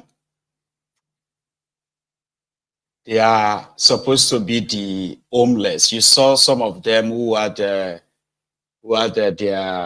piece of cloth on the ground. Did you see that, right? So those are the homeless. Others, I don't think all of them are homeless. Because I remember that day that I was coming back from my grandpa's place in Shomolu, and I was going back to Ilupeju. The difference is that this operation was carried out by the Ministry of Environment in Lagos. If you have lived in Lagos, or if you are living in Lagos, you are probably, I don't think that has changed anyway, right? This story I'm about to share with you personally. So I was coming, and it was, I think it was like around 10 or half 10 at night, right? So I was coming back from my grandfather's place in Shomolu, and I would have to, you pick, also you pick a bike, and then, or maybe you get into a downfall. Anyway, it will bring you to, what do you call it, Unipan, or they take you to Pan Group, but this time it was Unipan, so the other side. So I have to cross the bridge to the other side. So I could either take another bike, walk home, or take another Oshodi downfall, like jump into the Oshodi downfall, and I will come down from traffic light. We call the place traffic lights in Ilupeju. Anyway, as I was coming down, or as I was like, alighting from the pedestrian, like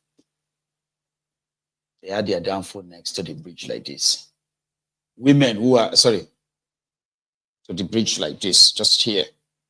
Women who are selling stuff, like, late night stuff you want to buy as you are coming down from the bridge. You can buy stuff to take home. So this is the bridge, Onipan Bridge. Their downfall was here. Yeah. So those who are selling stuff were here. And there are those who are selling stuff on the road as well here. So you either walk through them, because I had to walk through them, turn right, goes through that Onipan side where I'm going to now kind of like board the Ilupeju bus. As you are walking down like this, another guy was standing here with gun, like a thug, but he had this bulletproof vest on. So that automatically made him a police officer. And he said I should enter the downfall. I was very young, imagine, I was probably like maybe 20 or, I was probably 19, 20. Said I should enter the downfall. And I was so scared. Honestly, I was so scared. I was like, because to me, if police arrest you, that means you have done something wrong. And then in your family, if you sleep in cell in my family, you are automatically kind of like a criminal. I was scared. But it took me. By the time they pushed me inside the downfall, there were other people inside the downfall. Guess what? Some of them, they were coming back from work. They were showing them the ID card, showing this, nobody touched the ID card. Bah! Old people, like, I'm not saying old, because I was a little boy, right? To me, I was seeing these who were like in their, I would say 40, 50s, like elderly people. They loaded all of us. Took us to Yaba. Is that Yaba they call area F again, Abi? They took us there. Meanwhile, their own job was just to raid us like that. They would dump us. So when they take us to any nearby police station, they will pay them up. It's like catch, like our maja, catch dog. People with a catch dog, right? Stray dogs. So you just go about and you pick them up. How many stray dogs you bring in will determine how much money they will give you, right? So we're just like stray dogs. They dropped all of us while we were there before they kind of like will take our names and all of that, book us. So they gave them money, and then this guy left. So it was now us versus the police officers there. We now have to tell the police officers why those guys arrested us. Oloki Misha, my own people from Ilupeju, they got wind of it, and in no time they were there, and little drama here and there. I got released. So when I was watching that video, you just finished watching right now, I saw some people who were like they brought them to come and join them. Oh yeah, lie down, lie down, lie down, lie down. You could see some of them holding stuff, probably coming back from an errand or what have you. That happens a lot. Bad leadership, rotten system is a threat to the lives of everyone, including the rich and the poor. Somebody said they should build a homeless shelter for them. I was like, okay, that sounds like you have. Is that you are living outside Nigeria, or you don't watch too much American films, right? You've seen the homeless shelters, have you? You've seen them when they will dress. You think these rogues inside Nigeria gives a shit about anybody? They don't. Unfortunately, they don't. That's why in some places people have to take their destinies into their own hands. They have to, because nobody gives a damn about them. Take a look at this community in Edo State. It's called the Ekperi. I've been trying. I know this probably is not the full pronunciation of it, Ekperi. Is that the name? And they have been under the same Fulani terrorist attacks, ceaseless attacks. They've done everything they believed could possibly allow a peaceful coexistence, but they said it's not working. So the name of their king, called Kanoba, he said His Royal Highness something Kanoba, has now read the riot act to the Fulanis in his community, not living in his community, the Fulanis in their forest, should vacate the place. Or what? Kabiesi. Nobody. I don't send anybody when they go kill a cow. If DPO come from Benin, he went for big briefing. Canada Bayani. He get Bayani. Okay, Kugamishi. We could not tell her waiting we talk. Waiting me talk. May they go in peace, I beg.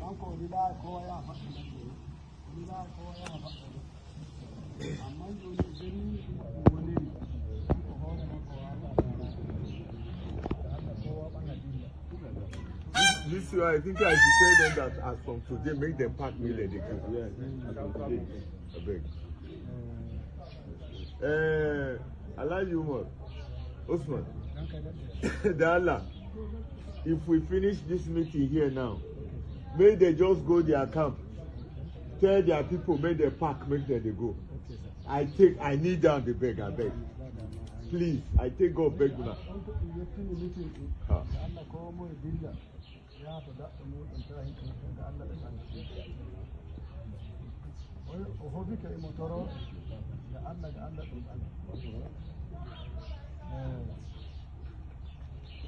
This way, I think we are nobody. I don't send anybody when they go kill a cow.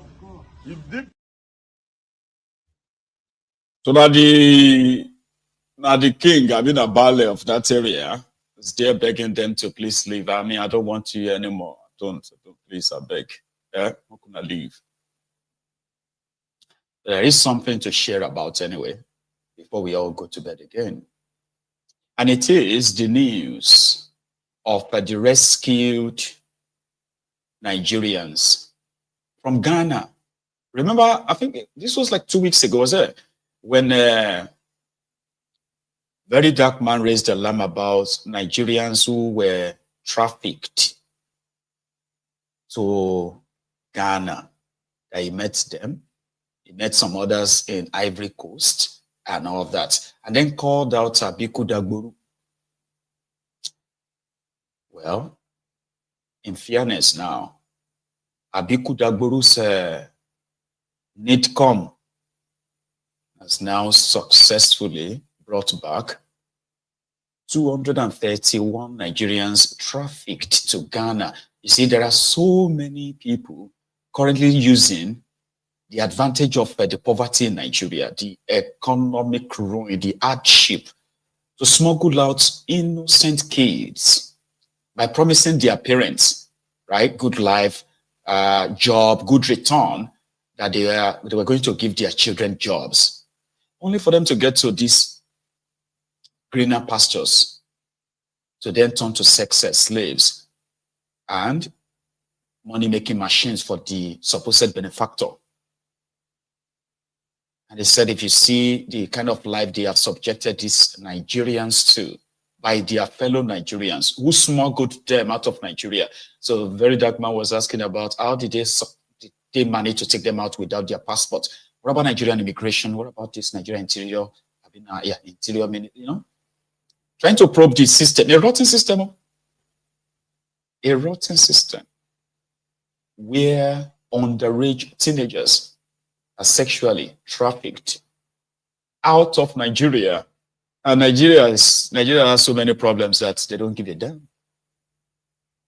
But for this one, let's give that credit to them, okay? It's quite a good news that this, these people are able to be reconciled or to reconnect with their families, courtesy of Abiku Dagboru's Nitcom.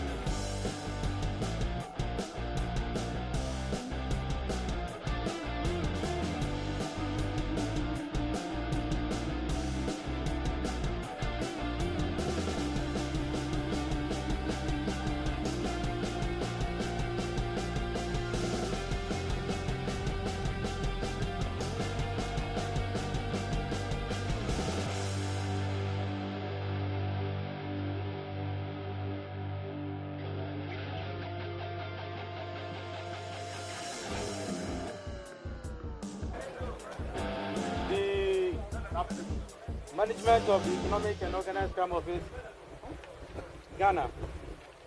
I had over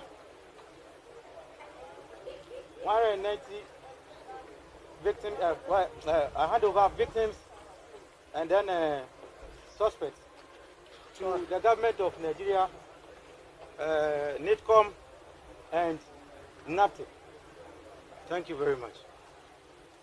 So I hand over to NAPTIP. Because NAPTIP will rehabilitate, profile them, and ensure they're in good hands. So NAPTIP, over to you. Ioko, Ghana, thank you very much for rescuing them, for taking care of them, and for ensuring they came back home. Weber Bank, thank you so much for the transportation, for bringing them back home, and the Office of the First Lady of the Federal Republic of Nigeria. Thank you very much. And Chief Callistus, Chairman Naido, Ghana, thank you very, very much. Thank you. You are home now, so be happy. Yes. Hello, how are you? Welcome to your country, okay? I know you've gone through a very tough time. You were all trafficked to Ghana, right? In search of what you didn't expect you were going to do, right? Yes. So don't be ashamed of yourselves. Look up. You'll be better persons by the grace of God. You are all young boys with a future. So I want you to, hold your heads up. So what we're doing today is receiving you on behalf of President Bola Ahmed Tinubu. He cares about your welfare. And as one does that, every Nigerian at home or abroad needs to, no matter your circumstances. But I want to advise you, my dear brothers and a few sisters here, there's nothing out there. Some of the places they are telling you to go, Nigeria is much better than those places. And you know that. You know your experience from where you're coming from. But let me thank the Ghanaian authorities for rescuing you, for taking care of you, and now we're glad you're back home. Now, NAPTIP, who will be responsible for you after this, will definitely, profile you and all that.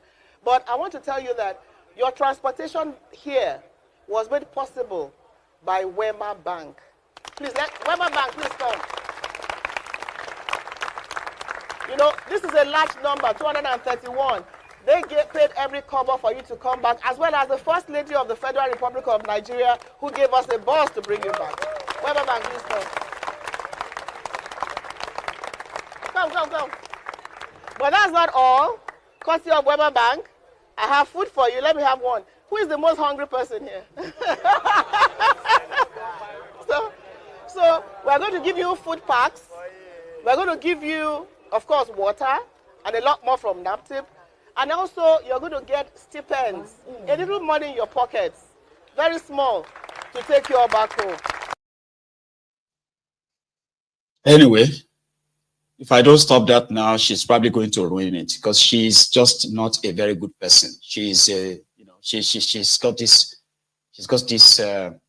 dark, kind of like a dark soul that is so evil, right? And I mean it too. She's also Yoruba. Unfortunately, she's one of those because of Tinubu. She's almost ruined that too. The Ghanaian authority that kind of did the operation of rounding up all these victims, including boys. You saw them, so many. And the traffickers, their traffickers, the criminals who took them to Ghana and exploiting them in Ghana, right? Right there, the way was about to say, well, she actually said, Nigeria is better than all the countries you are going to. Oh, then she controlled herself. She was like, oh, hang on. No, the Ghanaians are still here. Anyway, yeah, thank you so much to Ghana. And the Ghanaians said, blah, blah, blah, blah, blah. She is that nasty. She is that nasty. Abiku Dagburu. That's her name. Now, there is one more thing I want to share with us, but I don't think it's probably worth your time. It's about the latest step from the Wike Seko travelers. See, the House of Assembly were those that triggered what is now the state of emergency in Rivers State right now. Well, their National Assembly counterparts, PDP, loyal to Wike, they have also pledged their own allegiance to Tinubu. So you now understand when they say that PDP doesn't really actually exist anymore, but for Tinubu, right? So that's the one I want to share, and I don't think you're up for it. Or you don't mind. Tell me to stop it when you're bored, or when you become bored. Stand on your mandate, we shall stand. On your mandate, Bola, on your mandate. On your mandate we shall stand. This is a press statement from the members of National Assembly from Rivers State, who work for the re-election of President Bola Tinubu in Commander-in-Chief of the Federal Republic of Nigeria in 2023. Today we have this to say. We, the members of the National Assembly from Rivers State, comprising senators and members of the House of Representatives, extend our heartfelt gratitude to President Bola Ahmed Tinubu, GCFR, for his trust and confidence in our leader, His Excellency Nyesom Ezemo Wike, CON, GSSRS, following his appointment as Minister of the Federal Republic of Nigeria in the Federal Capital Territory. We are gladdened by the President's public acknowledgement and commendation of exceptional performance of the Minister of the FCT, whom he described as the master of infrastructure. Now, having carefully reviewed the President's economic policy, which are targeted at repositioning our once moribund economy through his renewed hope agenda, and taking into account the massive rot and decadence he inherited on the 29th of May, 2023, including our unenviable debt profile, the terrible inflationary figures occasioned by the printing of 22.7 trillion naira by the Central Bank of Nigeria through ways and means overdraft for the federal government between 2015 and 2023. Under former President Muhammadu Buhari and the near absence of critical infrastructure to support food production, we have come to the conclusion that President's economic plan is the surest way out of our economic, social, and economic morals. Further, our assessment is firm that the President's Renew Hope agenda is very much on track with already visible results and credible basis that offers greater improvement in the economic well-being of Nigerians if given the time necessary. Further still, we are convinced that the declining inflationary figures, the substantial reduction in our foreign debt profile, and an IMF-backed promising growth figure all bode well for the economy in the years ahead. We would also like to use this medium to thank Mr. President for the swift and necessary intervention in our dear River State, which action has set the process of peace in motion, even as we pray and hope to see a clear path to an enduring peace built on sincerity of purpose. Ladies and gentlemen, the crux of this press briefing is, 1, to remind Nigerians that in 2023, we work assiduously under the leadership of Nyesom Wike for the election of President Bola Ahmed Tinubu, and we were victorious in the assignment. 2, as members of the National Assembly from Rivers State, we declare unequivocally our unconditional resolve to work again for the re-election of President Bola Ahmed Tinubu come 2027. As legislators who are closest to our people, we shall begin the model of all mobilizations of our people to repeat in a greater measure what we did in 2023 in order to re-elect President Bola Ahmed Tinubu, GCF. It is smoke Igbo. It is take India. If we lend ourselves to innovation, we can create wonders.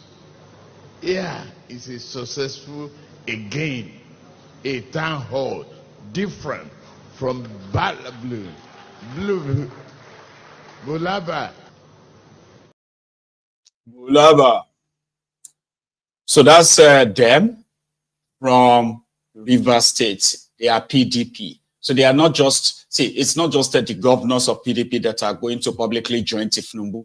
Some are going to be like House of Assembly, this and that, like that.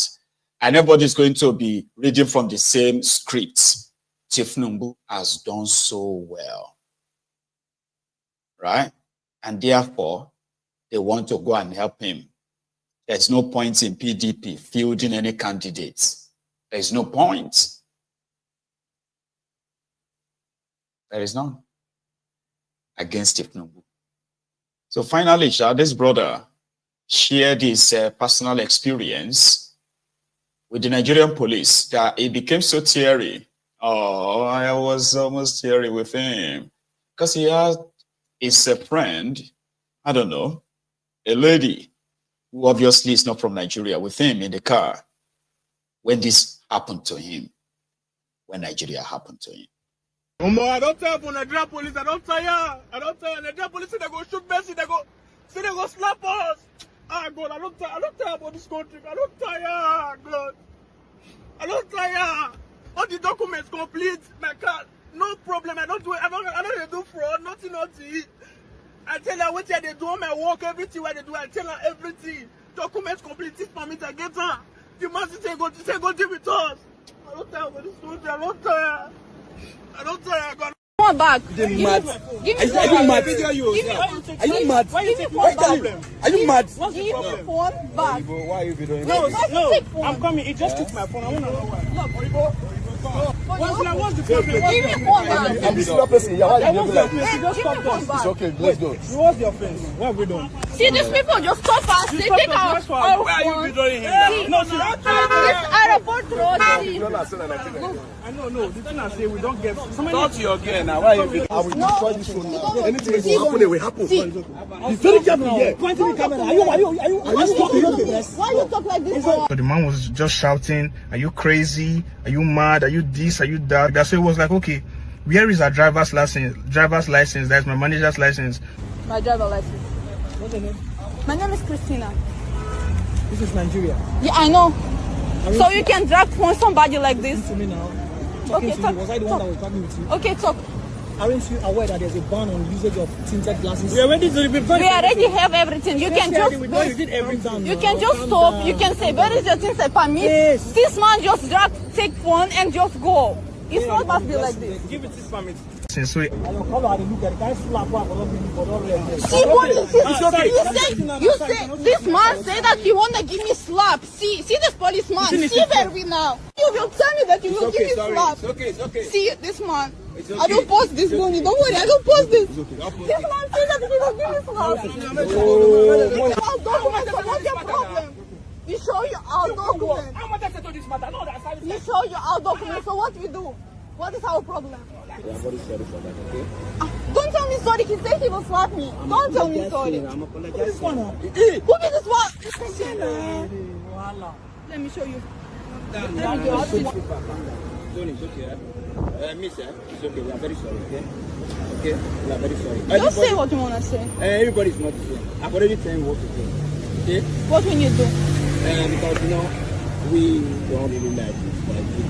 I don't like how you guys talk to me. He said he will slap me. How policeman will tell to somebody that he will slap me? We have our document. We don't do something bad. So for what he will talk like this? I'm sorry. On behalf of them, I'm sorry. I don't tell for Nigerian police. I don't tire. Nigerian police. They go shoot Bessie. They go slap us. Ah, God, I don't tire about this country. I don't tire, God. Sorry, bro. Oyibo heard that I will slap you now. He was like, you will slap me? Why would you slap me? What did we do that you will slap me? I like the guy who came to apologize, trying to get them off the area. That means they didn't do anything. The reason why they got harassed or assaulted that way was because they are not playing ball. They didn't bribe. The police wanted money. They thought the police wanted documents or their car papers. No, they don't. They don't care about your car papers. They want money. There's a document they want, and it is Naira. And they don't care that they would disgrace Nigeria, demarket Nigeria in the world. When you show this to the world, that look at this, look at these roads and what they're doing. Rather than fix it, they'll tell you that you are demarketing Nigeria. Criminals. Anyway, I'll leave it at that. I want to say thank you to you very much for spending your evening with me. And I bet I've probably made some of you feel like, what is wrong with this Maiyegun every now and then? He's no longer taking calls. You don't want me do you want me to collapse on screen like this? So when I feel like take a break, you know what I mean? I do that. And this is one of them. So I'm going to see you some other time, okay? It's been a wonderful evening. While you are still here, remember, like the broadcast, share it, subscribe to my channel, and I will see you again tomorrow. So to our Yoruba Unionists, we are having our general meeting on Telegram tomorrow. If you are on Yoruba Union's Telegram page, please check your time. 3 p.m. or 3:15 tomorrow on Sunday, we will meet. So everybody else, enjoy your evening and good night from here.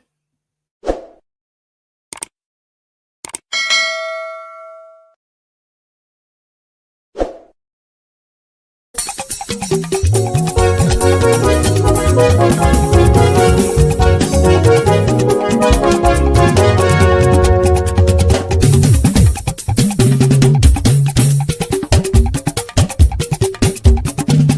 Maiyegun làwa mọ̀ làmọ̀ tó dòdòdò. Maiyegun diary na him be number one. Maiyegun làwa mọ̀ làmọ̀ tó dòdòdò. Maiyegun diary na him be number one.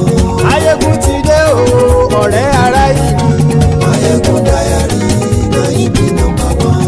Lórí Facebook lórí YouTube. Maiyegun diary na him be number one. Gbogbo bó ṣe ń lọ ni Maiyegun já wa sí. Maiyegun diary na him be number one. Àṣírí ọ̀jẹ̀lú kì í bò níbẹ̀ o. Maiyegun diary na him be number one. Bó bá ṣe eré àní Maiyegun máa wí. Maiyegun diary na him be number one. Ó sì tún ṣe eré wàá gbọ́ níbẹ̀ o. Maiyegun diary na him be number one. Maiyegun diary politico. Maiyegun diary na him be number one. Godfatherism kò sí lọ́rọ̀ Maiyegun. Maiyegun diary na him be number one. Ẹ farabalẹ̀ sẹ́ o kẹgọ́rọ̀ lẹ́nu o. Maiyegun diary na him be number one. Àní Maiyegun làwa mọ̀ tó dòdòdò. Maiyegun diary na him be number one.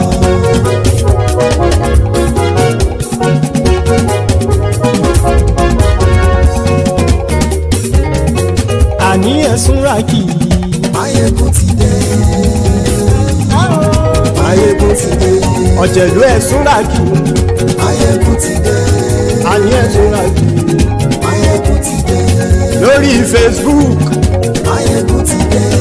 Àní ẹ̀sùn ràkì. Maiyegun ti dé. Lórí YouTube. Maiyegun ti dé. Àní ẹ̀sùn ràkì. Maiyegun ti dé. Bọ́ bàbá gbé wúrẹ́. Maiyegun máa wí. Àní ẹ̀sùn ràkì. Maiyegun ti dé. Ijó ìgbádìyẹ. Maiyegun máa wí. Àní ẹ̀sùn ràkì. Maiyegun ti dé. Bí pẹ̀sìdó bá rúfin o. Maiyegun máa wí. Àní ẹ̀sùn ràkì. Maiyegun ti dé. Bí gómìnà kówó jẹ. Maiyegun máa wí. Àní ẹ̀sùn ràkì. Maiyegun ti dé. Ọlọ́pàá ti ń darí bá. Maiyegun máa wí. Àní ẹ̀sùn ràkì. Maiyegun ti dé. Aṣòfin ti ń rúfin o. Maiyegun máa wí. Àní ẹ̀sùn ràkì. Maiyegun ti dé. Òpùrọ́ olóṣèlú. Maiyegun máa wí. Àní ẹ̀sùn ràkì. Maiyegun ti dé. Ọ̀jẹ̀lú ẹ̀sùn ràkì. Maiyegun ti dé. Àní ẹ̀sùn ràkì. Maiyegun ti dé.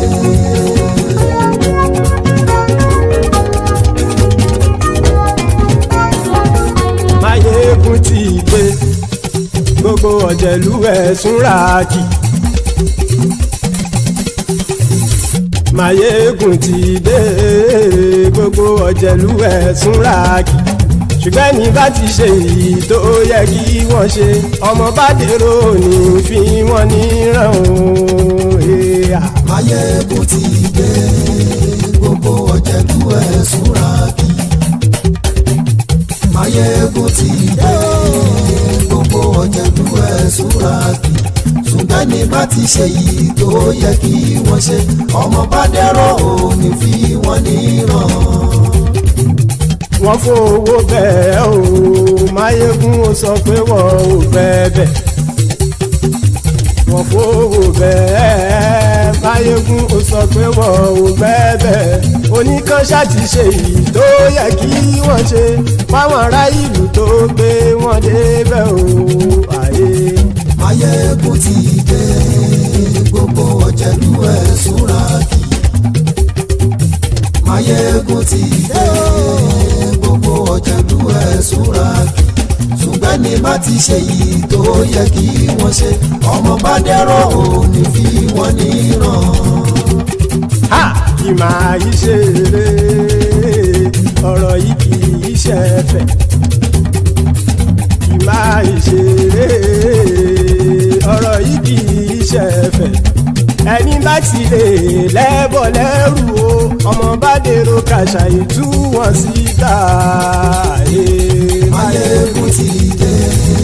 Gbogbo ọ̀jẹ̀lú ẹ̀sùn ràkì. Maiyegun ti dé. Gbogbo ọ̀jẹ̀lú ẹ̀sùn ràkì. Ṣùgbọ́n ṣùgbọ́n ní bá ti ṣe yìí tó yẹ kí wọ́n ṣe ọmọ bá dẹ́rọ̀ ò ní fi wọ́n níran. tẹnitẹni ọmọ Máyégún ọ̀rẹ́ ara ìlú mọ̀mọ́ ni mo fọlọ́run ṣọ́ ẹ̀ bá kìlẹ́bù lóòótọ́ olódodo ìlú ọ̀tá ìlú mọ̀mọ́ ni ìwọ ṣá máa ń ṣọ́ra kò sì mọ́ bẹ̀rù bọ́tà ń lè rí bóníṣègùn lé káwọn mọ̀mọ́ fi ṣera wọn ni ó ti dẹ̀rùn tí wọn ò gbọ́dọ̀ sè mọ́bẹ̀. èèpo ọ̀bọ lọmọ bá dérò tàjẹ́ ò gbọ́dọ̀ jẹ́ ó ti jọba lórí àbínú ẹni kò sì mọ́ bùyà àìsíwọ́lu ní ẹnìkẹ́ ìgbódì ẹyin lábàrá o ó kó ẹni tó bá dán wò á kàmù Máyégún ti dé gbogbo ọ̀jẹ̀lúwẹ̀ tún ra kì Máyégún ti dé gbogbo ọ̀jẹ̀lúwẹ̀ tún ra kì o ẹni bá ti ṣe yìí tó yẹ kí wọ́n ṣe ọmọ bá dèrò òní fi wọ́n níran o. Máyégún ti dé gbogbo ọ̀jẹ̀lúwẹ̀ tún ra kì Máyégún ti dé gbogbo ọ̀jẹ̀lúwẹ̀ tún ra kì ṣùgbọ́n ní bá ti ṣe yìí tó yẹ kí wọ́n ṣe ọmọ bá dẹ́rọ̀ ò ní fi wọ́n níran.